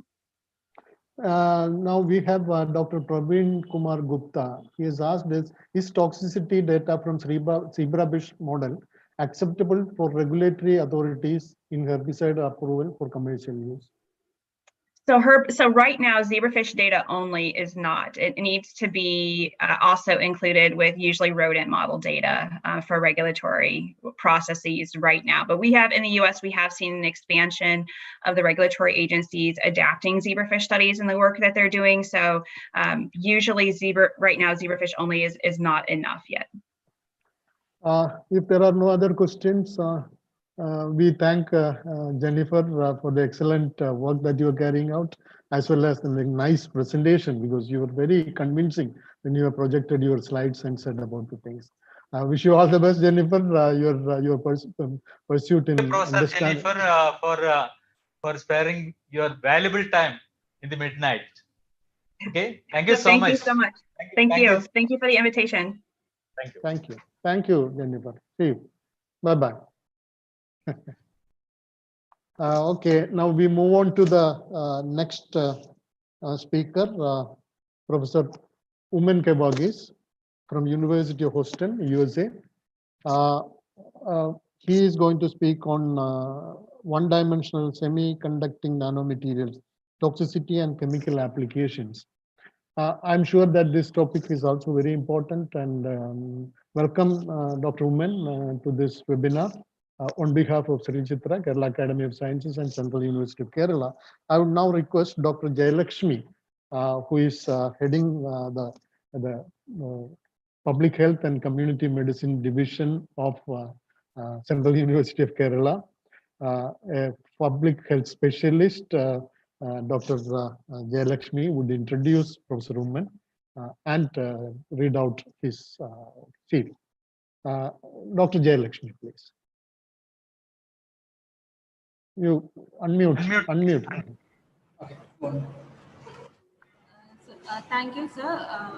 I'm really honored to present the biosketch of Professor Umen Kebagis, and I thank the organizing committee for giving me this opportunity. Professor Umen Kebagis received BSc and MSc degrees from Mahatma Gandhi University and PhD from Indian Institute of Technology, Delhi. After conducting postdoctoral research in the University of Kentucky and the Pennsylvania State University, he worked as a development engineer in the First Solar. Later, he joined University of Houston, where he is currently an associate professor of physics. He is a pioneer in the area of application-oriented research on anodic titanium nanotube arrays. His group's research is primarily aimed at developing nanoscale materials and heterostructures and investigating their unique properties for solar energy conversion and medical applications. He has published over 100 peer-reviewed articles, 1 book and 2 book chapters, and received 3 patents. His publications have received over 36,000 citations, with a Google Scholar H index of 73. In 2011, Thomson Reuters ranked him 9th among the world's top 100 material scientists in the past decade. In 2014, 2015, and 2016, he received the title Highly Cited Researcher and had his name listed in Thomson Reuters' World's Most Influential Scientific Minds. He is a recipient of the John C. Butler Mathematics, University of Houston, USA. Today, he will be presenting on one-dimensional semiconducting nanomaterials, toxicity, and clinical applications. On the behalf of the organizing committee, I welcome Professor Umen Kebagis for the presentation. Over to you, sir. Thank you.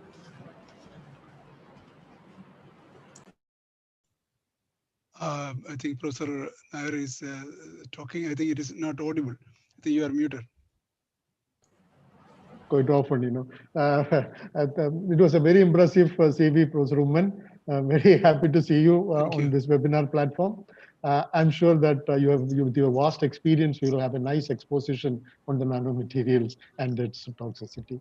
Welcome you once again, and please, you continue your talk. Please start your talk. Professor Umen. Thank you, Professor Nair and Dr. Jayalakshmi for the nice introduction. Let me share my slide and then, okay.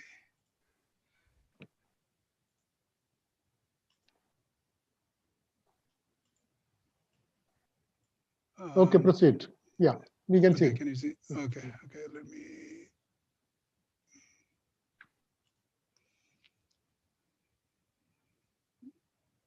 Okay, I think there's a,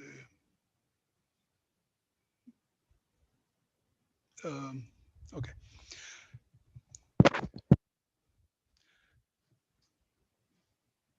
So I would like to thank Dr. Mohanan and Dr. Sudha for inviting me to this conference. This is actually a very timely, very useful webinar series, because we all are seeing the effects of the chemicals in the environment and the food we eat. So especially the advent of nanomaterials have made the situation more complicated. So I appreciate Sree Chitra Tirunal Institute for Medical Sciences and Technology, Central University of Kerala, and Kerala Academy of Sciences for taking initiative for this webinar. I am at the outset, I would like to say that I'm not a toxicologist or a a physicist or a biologist. I'm a materials person, a materials researcher. So but I know it is very adventurous to talk about biomaterial or biological species in or toxicity in a medical or biological community. It's like going to lion's den and giving a lecture on how to roar. So questions can be, I hope when I get the questions from the audience, Dr. Mohanan will help me answer those questions, because those are, I may not know the answers to many of these biology questions. With that, let me talk about my, let me start my talk. So I will be covering, describing a few semiconducting nanomaterials used for different applications, and how they can be used in a medical field for in their toxicity as well as their applications. So this is the Houston downtown left side picture. You can see the Houston downtown. And the bottom photograph shows the University of Houston campus, where this building here, it is my lab is located. And we have our mascot, which is a cougar, which is a type of which is in the lion's family. So that is our football mascot. We have this University of Houston was established in 1927. It has now more than 47,000 students, and it's a tier 1 university in Texas. We have a lot of very wide range of activities, including sports. We have the sports stadium here, and the music. We have a great musical school of music. So if any of you are interested in coming to Houston, especially the physics department where I am in, you are welcome to contact me, and I can guide you. Now, in my lab, which is Nanomaterials and Devices lab, we develop a wide range of nanomaterials. The one-dimensional nanotubes and nanowires, and the quantum dots or nanoparticles, the porous architectures, and the two-dimensional materials, graphene and other non-van der Waals materials. So we develop these nanomaterials for a purpose. We use it for making solar cells, developing solar cells, and then solar fuels, and also for the medical applications. I will go through these applications quickly. So our primary interest in using the semiconductors to convert the solar energy to electrical energy using solar cells, or to convert the solar energy to fuels, like what the plants do. They convert the carbon dioxide and water vapor to sugar. They cook food using solar sunlight. So we adopt these approaches and make fuels from carbon dioxide and water vapor. One of the methods is water splitting using sunlight. So we have two ways. Either we can shine a semiconductor material with the sunlight, and then we can immerse it in a liquid like water. If you apply an electrical bias between the cathode and anode, you can split water. With, of course, you need appropriate voltage and the energy from the sunlight. Then you can split water into hydrogen and oxygen at the two separate electrodes. Hydrogen is formed at the cathode, oxygen at the anode. The other way is to use the photocatalytic approach, where you just disperse some particles in water and then shine light. Then in semiconductors, the positive charge and positive and negative charges are formed, electrons and holes. These do the redox processes that lead to hydrogen and oxygen generation. So this is one strategy for solar fuel generation. The other strategy is again the photocatalytic or photoelectrochemical methods we can use to convert carbon dioxide back to fuels.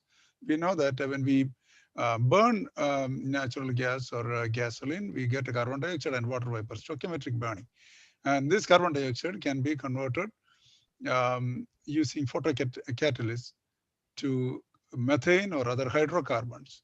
So this methane can be stored and used in a fuel cell, or we can use it for burning. But the byproduct is, of course, the carbon dioxide and water vapor, which can be fed to the photocatalytic chamber. So this is called as solar recycler, because we are not generating, we are not emitting carbon dioxide into the atmosphere, so we can recycle carbon dioxide. This is another approach we are using to utilize the sunlight. Now, we develop a wide range of nanomaterials for these applications. One of the materials that we developed in the beginning of this millennium is titanium dioxide nanotubes. We can see that these nanotubes have are porous structure, but these are the pores are separated to form the tubes, tubular structure. We can see the tubular structure, the open top and a closed bottom. These are like an array of test tubes kept on a table. So the fabrication of these nanotubes, that is very easy. You just immerse the two electrodes in an appropriate electrolyte. So wherever you need to form the nanotube, that should be the anode. And then the cathode can be a conducting material or with like a platinum with a low overpotential, or a graphite or similar materials. And then when you apply an appropriate voltage, the nanotubes are formed spontaneously on the surface of the metal. So for example, if you use a titanium metal, then the titanium nanotubes are nanotube arrays formed on the surface of the metal. So it is a spontaneous formation, and there's no template required. All we have to set is the voltage and appropriate electrolyte for the ions to pass through. These are some of the images of these nanotubes which we prepared. The electrolyte we used was around 0.5 or 1% hydrofluoric acid in water. It's a very simple electrolyte. But we got nanotubes of length around 500 nanometers. That is the maximum we could attain. And with the voltage applied between the two electrodes, we could change the pore size of these nanotubes from pore size, almost porous sample, no nanotube structure, to a nanotube structure with a wider pores when we pore size or diameter when you increase the voltage. This structure is stable even at a high temperature, at 400, 500 or 600 or 700 degrees Celsius. But above that, it will merge together or fuse together and form a dense film. It is spread over the whole area of the metal framework. So we can have even a large sheet anodized to form the nanotube film on top of that. The nanotube is when these tubes are formed, these are amorphous materials. But for semiconductor devices, we need crystalline. So we need to crystallize it. So we can. What we did was we heat treated it, and we found that above 280 degrees Celsius, we can see the phases of titanium dioxide, which are the anodized phase. And if you increase the temperature, it will be a rutile crystal. So these crystallized tubes were used for various device applications.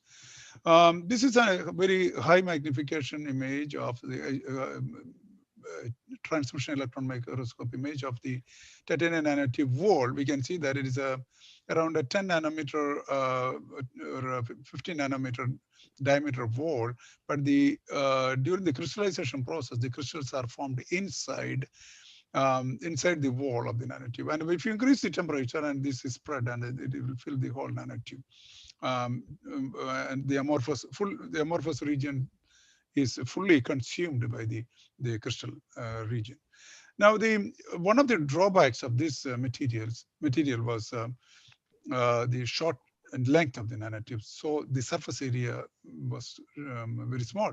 So what we did was we then found a way to increase the length. We changed the pH of the electrolyte from up to around 5.5, and then we could increase the length of the nanotubes to around 6 to 7 micrometer long. So from 0.5 nanometer to 0.5 micrometer to around 6 micrometer, we could increase by adjusting the pH of the electrolyte. You can see the structure of the nanotubes very well here, the closed tube, like a test tube, and open top.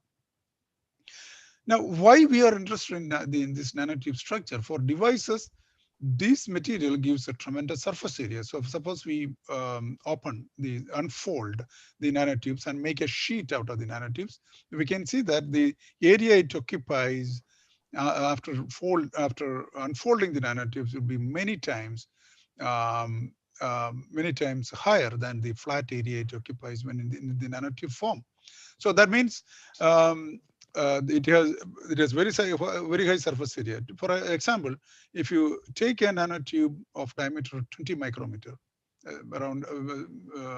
length around 20 micrometer, almost the size of the hair, human hair, and diameter around 100 nanometer, if you unfold this nanotube, you will get 1,000 times the surface area.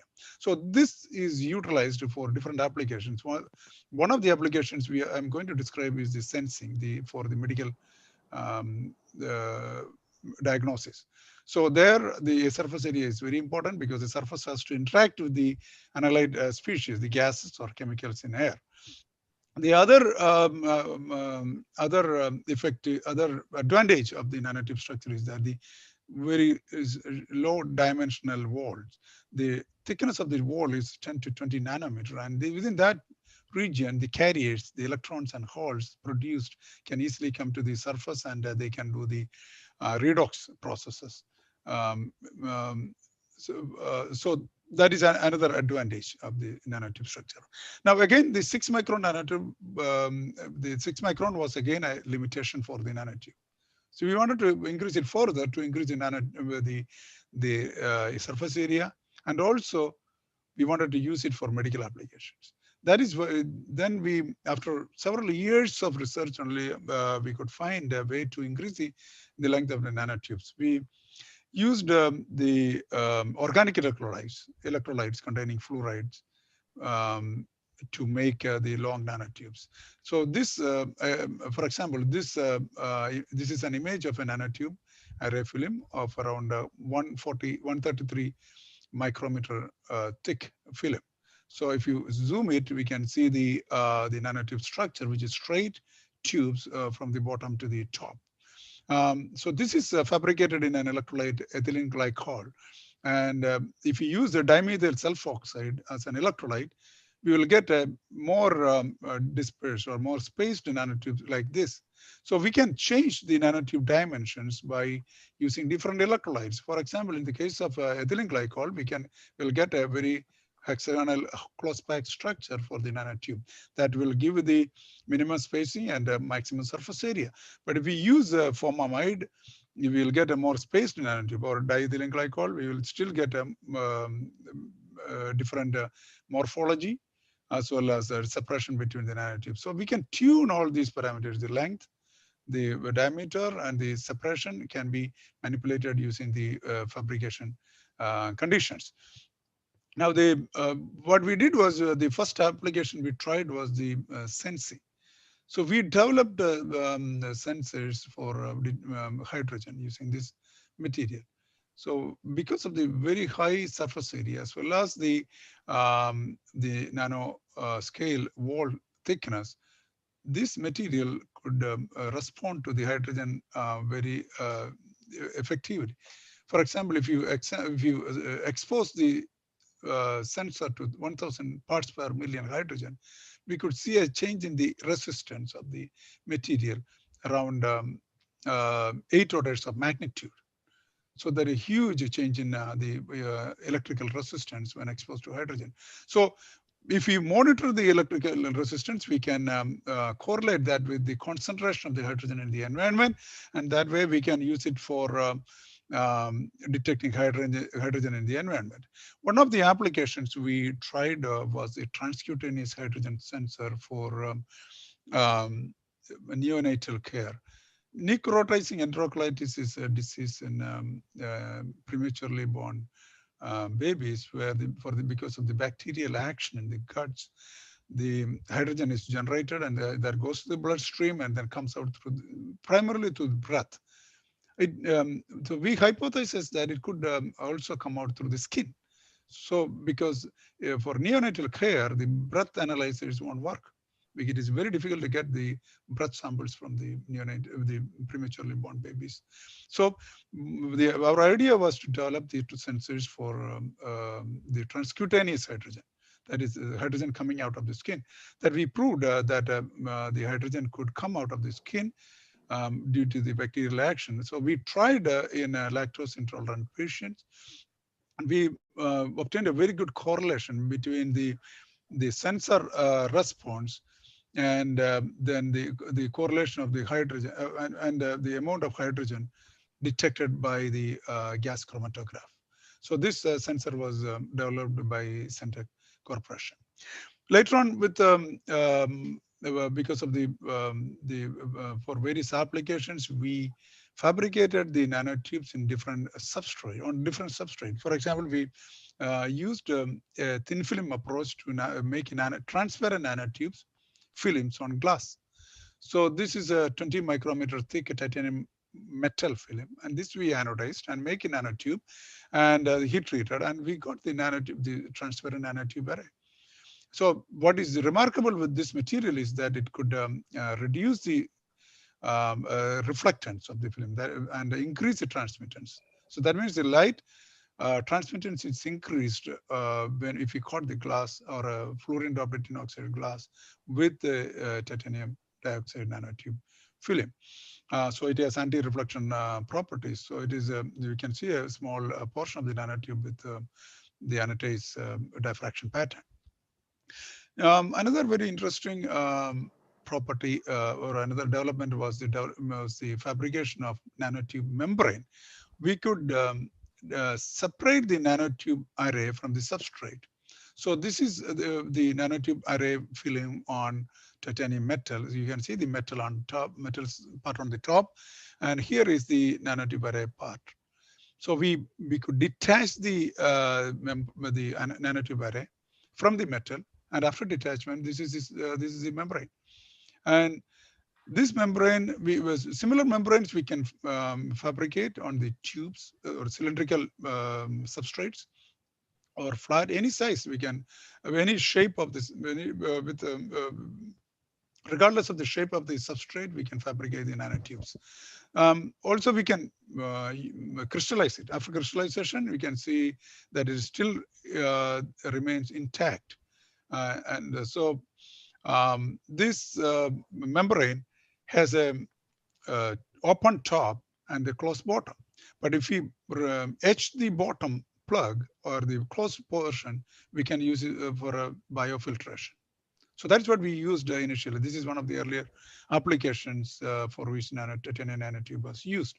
So this work was done in collaboration with University of California, San Francisco, and Dr. Desai's group did this work. We fabricated the nanotube membrane on titanium metal. So we can see the titanium metal frame here, and we anodized a window of that. This is the nanotube array part. Now the experimental setup consists of 2 cells. So we used the phenol red as a model molecule for the study. So the idea was to use it for biofiltration. The commonly used membranes are polymer based, and these have a wide range of pore size. And so separation efficiency is often compromised. So what we did was that we tried to use a titanium dioxide nanotube membrane with a very uniform pore size, around 200 micrometer thick and diameter 120 nanometer. And we tried to see whether we could restrict the motion of the filtration of the red phenol red. So this chamber A, in this chamber A, we kept phenol red aqueous solution, and the right side chamber B, pure water. And this was separated by the membrane, which was, so we used O-rings to separate the two chambers, and the nanotube membrane is sandwiched between the two O-rings. So during this, with the time, the phenol red diffused through the nanotube membrane to the other chamber. So we studied the absorbance of the solution and calculated the amount of phenol diffused into the chamber B. So you can see the graph showing the concentration of the phenol in water in the right chamber B. It increased with the time. So from the when we used a fixed law to calculate the diffusion coefficient, and it was around 9 times 10 to the power minus 7 centimeters square per second. But if you calculate, if you use a Stokes-Einstein relation to find the diffusivity, and you will get the diffusion coefficient as 2.84 times 10 to the power minus 6 centimeters square per second. That means the diffusion of the phenol red was restricted by the nanotube membrane. Another recent work we did with this nanotube membrane was the separation of the phosphorylated proteins.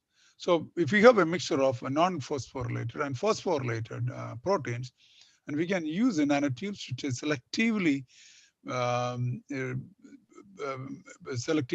attach the phosphorylated protein to nanotube, and then we can use it for the mass spectroscopy spectrometry studies. So our aim was to study the performance of the nanotubes in comparison with the standard material used in academia as well as industry, which is Titan sphere beads from GL Sciences, Japan.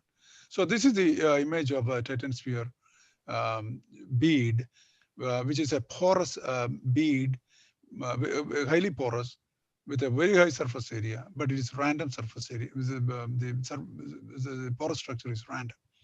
And now, so in comparison with that, we used titanium dioxide nanotube with ordered porous structure.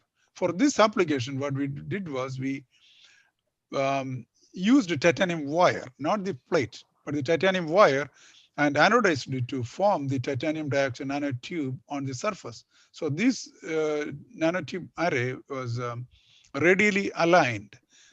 So the radially aligned nanotube array was used for the phosphoproteomic application. Now we can see the images of the nanotube film on the titanium wire. So the advantage of this wire is that we know the specific surface area of the titanium dioxide nanotube. So if we can easily cut it and use for phosphorylated protein suppression. So it's a well-defined, the area surface area is well-defined. So this image shows the backside of the titanium dioxide nanotube. This is a transmission electron microscope image of the nanotube with the anatase crystallites formed inside the nanotube. Now, what we used was we tried to use both the beads, Titan sphere beads and titanium dioxide nanotubes for separating the phosphorylated proteins. So when the process is given here in the left side, so we take the standard protein and then make it a phosphorylated, and then we use beads to separate the phosphorylated ones and analyze. We use the mass spectrometry to analyze the phosphorylated proteins. And same way, we use titanium dioxide nanotube also to separate the phosphorylated protein and do the analysis with the mass spectrometry. Now, what we see in the right side is the control or the initial the peptide composition, which is this is non-phosphorylated. This peak shows the non-phosphorylated peptide, and the right side and the left side shows a very extremely small concentration of the phosphorylated peptide.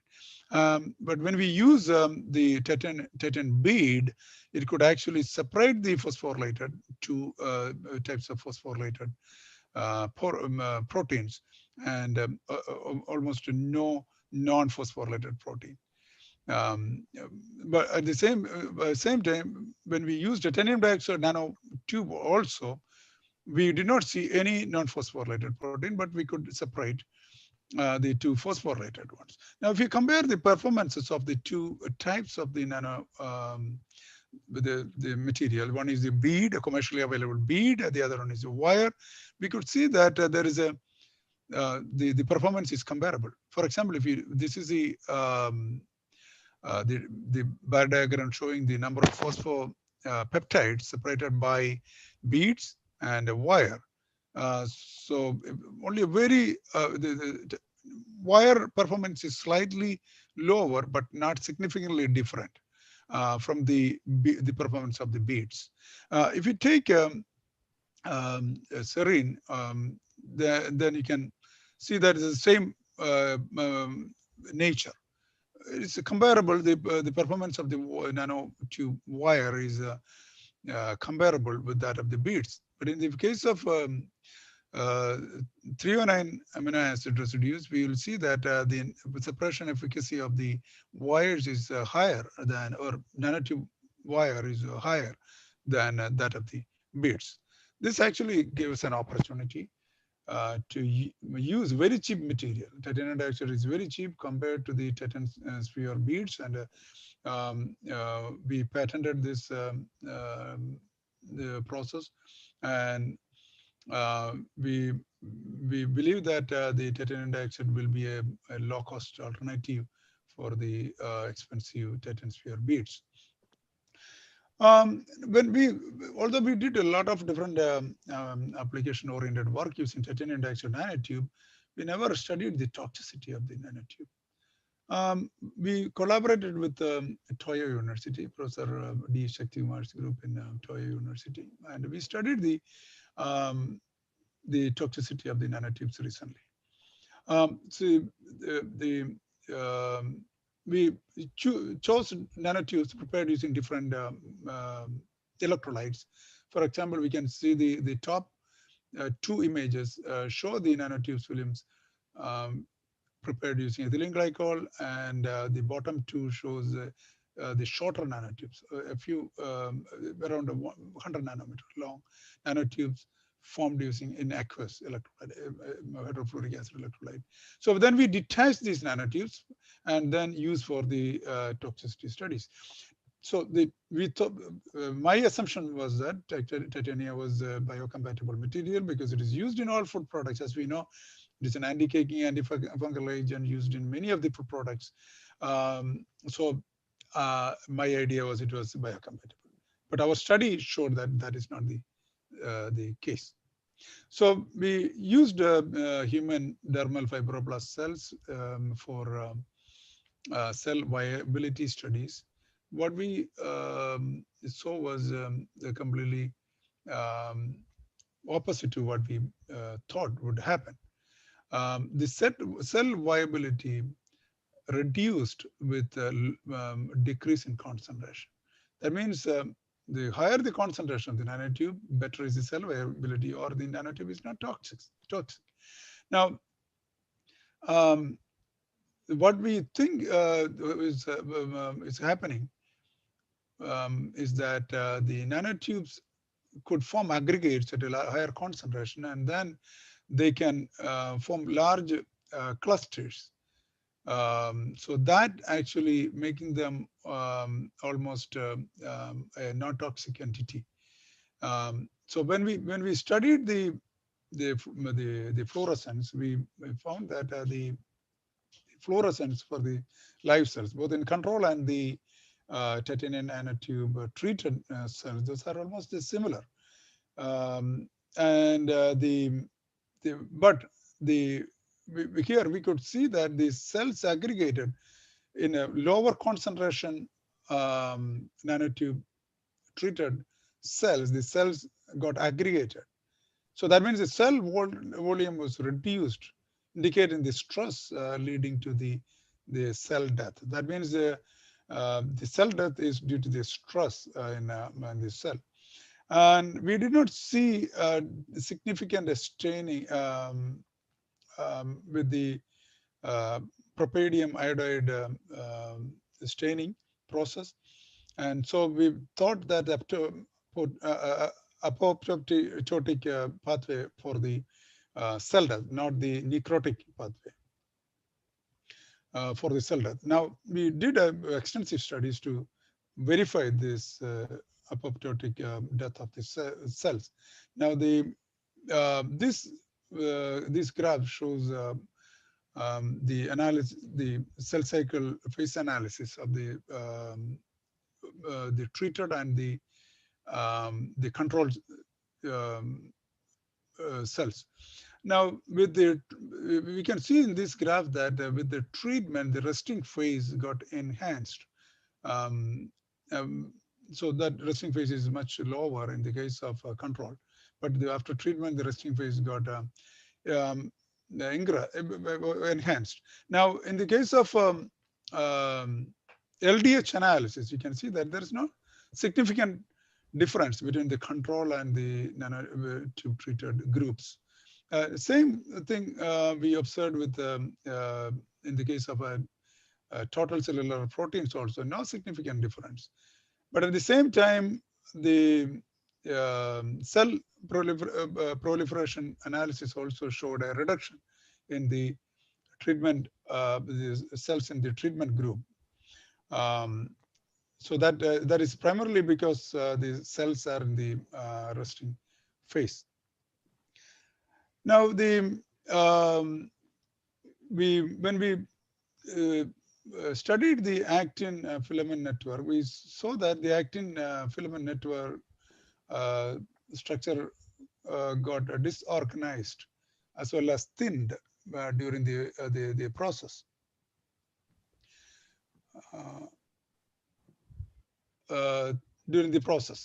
Now, the microtubule structures did not show much difference. We can see that here there's no significant difference in the microtubule structure. That means also the vinculin immunomapping also showed no significant change. At the same time, when we did focal adhesion kinase protein level analysis, we observed an 8% decrease in the levels. But we believe that could be due to the actin disorganization, actin network disorganization. So overall, we did not see much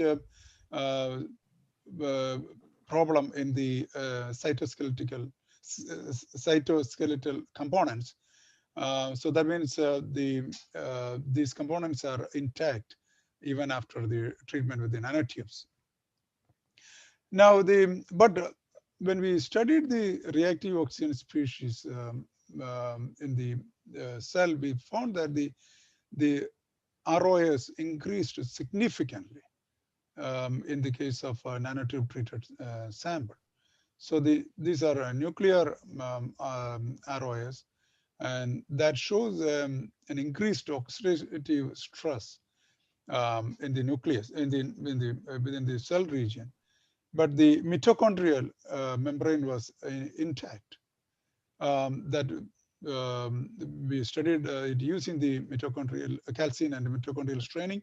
So the mitochondrial apparatus was intact, but at the same time, there's a significant ROS production in the nuclear region. Now, so we believe that this ROS was the precursor for the distortion, the nuclear functioning, and the cell death. Now, we did genotoxicity studies, and we found that there is a chromatin condensation, and that actually compromised the plasma membrane permeability, and that could lead to the apoptotic mode of cell death. The nuclear factor levels also increased, almost doubled with the treatment with the nanotubes. And the comet tail increased around almost 7 times with the treatment. And S2X staining, we can see that there is a lot of DNA breaks in the nuclear compartment. So this really shows that the DNA is damaged, and the ROS was responsible for that. So the cell death is due to the genotoxicity of the titanium dioxide nanotube. Now, coming to a slightly different application, we use this for the volatile organic compound detection. I'm not going to the details of this process. So we know that I think many of you know that the volatile organic compounds are generated from the body when we have diseases such as cancer. And these, if we monitor these volatile organic compounds in the body, then we can correlate, we can use that as a tool for early diagnosis of the cancer. So this method is not new. It was used by ancient Greek physicians to, they used smell to diagnose the diseases. Now, in 19th century, people started making the breath collection equipment. And in the 20th century, Linus Pauling actually was a proponent of this method to diagnose the disease, the volatile organic compound detection for the diagnosis of the disease. Now, what we did was that we used artificial noses or electronic noses for detecting these volatile organic compounds. What it does is that this is a semiconductor. It changes the electrical conductance with the analyte. If you expose this material to the volatile organic compound, it changes the electrical resistance. So for that, we developed a zinc oxide nanotube nanowire hybrid structure using anodic oxidation. You can see that the nanotube structure as well as the nanowire structure in of the zinc oxide. Now, when we engineered the material to make it sensitive to volatile organic compounds that are biomarkers for breast cancer. So we studied, we used 4 biomarkers for the breast cancer: acetophenone, isopropanol, leptinol, and isopropyl myristate. We could see the sensitivity of the sensor for these for biomarkers, and the performance was very repeatable, very consistent, and it was moderately selective also. It was selective compared to the hydrogen, carbon dioxide, and methane from the breath samples, but at the same time, it was not really selective to the other volatile organic compounds such as pentane. So pentane could be pentane is a biomarker for other diseases. So there is a cross sensitivity problem with these sensors, which we are trying to address. One of the recent work which we have done with in collaboration with the Professor Jacobs group in James Cook University, Australia, is the use of nano-onion structured graphene. You can see the nano-onion structured graphene here. And these 3-dimensional graphene films were used as a sensor for acetone detection. Coming to the last part of my talk, we developed the nano rods of ammonium tungstate. So this is for a different purpose. We wanted to use it for cancer treatment. So we use this material to absorb visible light and generate localized heating for the cells and for the photonecrosis of the cells. So this ammonium tungstate has an absorbance spectrum like here shown here. You can see the absorbance is high in the near infrared region. So we if you shine the material with a laser of near infrared range, 800 nanometer, where the cells, the light can, so in this region, the light can reach farther into the, penetrate farther into the tissue, around 4 or 5 centimeter into the tissue. Now the local temperature increases when you shine with the laser. You can see that the temperature increases to around 60 degrees Celsius within a minute or so when we shine the ammonium texture nano wire with the laser. So the action is very repeatable. This is the sensor response, and with this, we can increase the temperature or lower the temperature by shutting down the laser. But what we observed was when we use the breast cancer cells, we could destroy the cells by photonecrosis. If you disperse the ammonium tungsten nanotube, nano wire near the material and shine with the laser. Now we can see the two types of cells damaged or by the illumination, but the control cells were intact even after the illumination. So I just went through a few of the applications of nanomaterials, different nanomaterials, and its toxicity. And I thank once again the organizers for giving me this opportunity to talk. You can see the Houston downtown in the night. Here it is now midnight. So this is a photograph of the Houston downtown right now. Thank you. Thank you, Professor Umman. It was amazing. Really, it was a wonderful talk. You described different nanomaterials being used, and some of them are bio nanomaterials.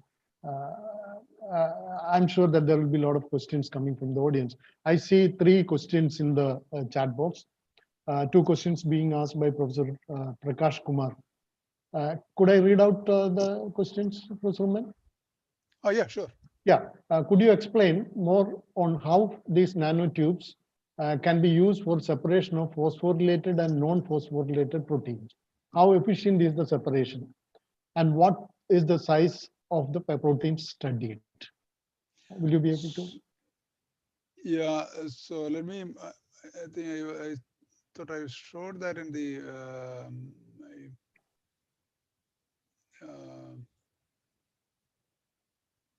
slide. Okay, so what we did, the study was done using the mouse the proteome from mouse liver lysate. So the nanotube. So what we did was we compared that with the standard material, which is the Titan sphere beads. The efficacy is almost comparable for with the Titan sphere beads, and the separation process is similar, very similar, because the basic material is the same. So what it does is that this is a peptide backbone is getting attached to the titanium oxide. So titanium get attached to the hydroxide radicals, and then that is how it binds the phosphorylated protein into the titanium. Since the material is the same, basic composition is the same, the process of the absorption is the same. Now the difference is that the surface area is now here it is more ordered, and you can define the surface area. In the case of Titan sphere beads, we had to do the weighing of the particles, and the particles can go into the solution and interfere with the measurement. But that does not happen with the nanotubes, because we have the wire. These are immobilized, so we can have a definite length of a nanotube used for the suppression of the phosphorylated proteins. Okay, thank you. Good. The second question is, how better is the efficiency of separation using the nanotubes wires compared to conventional hyphenated MS instrumentation? Oh, this is no. This is not a replacement for mass spectrometer study. This is only a replacement for the medium used for the enrichment of the phosphorylated proteins. So we have to use the mass spectrometer. There's not a solution for that. Dr. Philip John has a question. How can NTS contribute in positive way to the cellular level since it's showing disruption in further level? I didn't understand what. How can NTS contribute in positive way to the cellular level since it's showing disruption in further level? That's what the question is. Actually, Philip John, the problem is I don't know some of the abbreviations or acronyms used in understand. You bailed. community. Initially, you took an anticipatory bail, in the beginning. So that is actually a fact that so I'm still It's learning. okay. It's okay. You can answer it later. So there is one email more question. Me and then I can. Yeah. There is another question. Maybe there are two questions. So that would be the last. Anish, Dr. PM Anish, you have shown the interesting results on hydrogen sensing of TiO2 nanotubes. Could you please tell about the cross sensitivity of these type of sensors? Did you measure the sensing by passing all gases in the sensing chamber? Yeah. So this hydrogen sensor is very unique and it is very selective. So we engineered the material in such a way that it has a very high sensitivity to hydrogen compared to any other gas. So that is almost 8-order variation in the resistance. That means if you take any other gas, we tested almost a wide range of gases and organic compounds. Sensitivity is almost less than a % or so, but this one is almost 8-order magnitude variation. So significant enhancement in the sensitivity. Thank you. Probably the last question. How is the utilized nanotubes disposed? Are they recycled? Any study on environmental impact? So the titanium dioxide it can be recycled, but we don't use that because usually for the devices we can reuse it. It's a very stable material, but at the same time we did not study what is the environmental effect of it if this is going into the drainage or environment.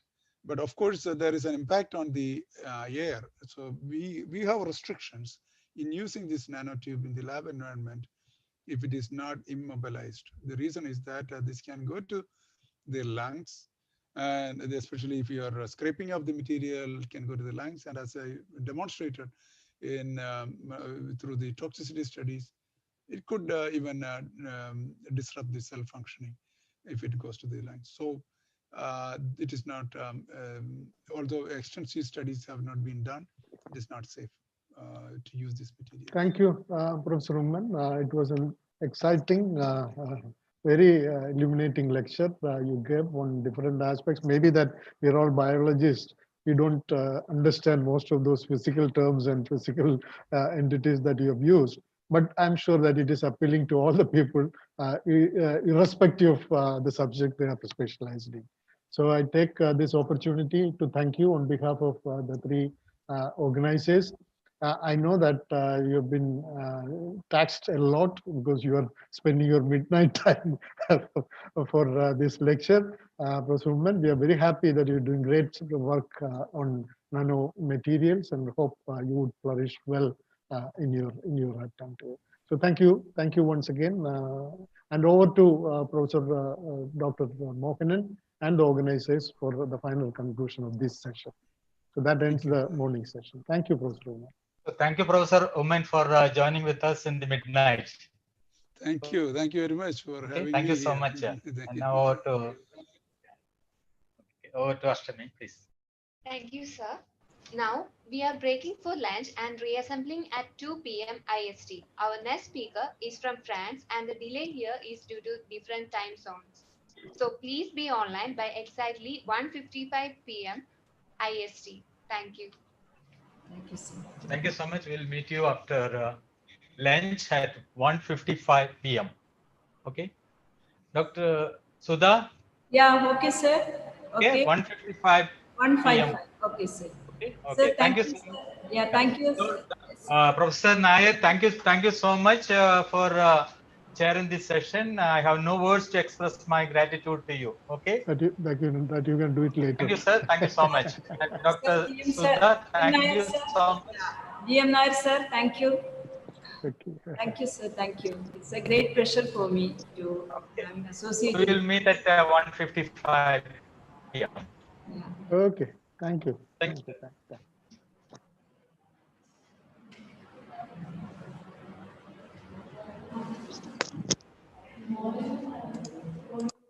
45 ഇതാക്കിക്കോളൂ. Okay, Sudha. Sir, Mohana. ഒരു 1:45 ഓണില് വന്നോളൂ.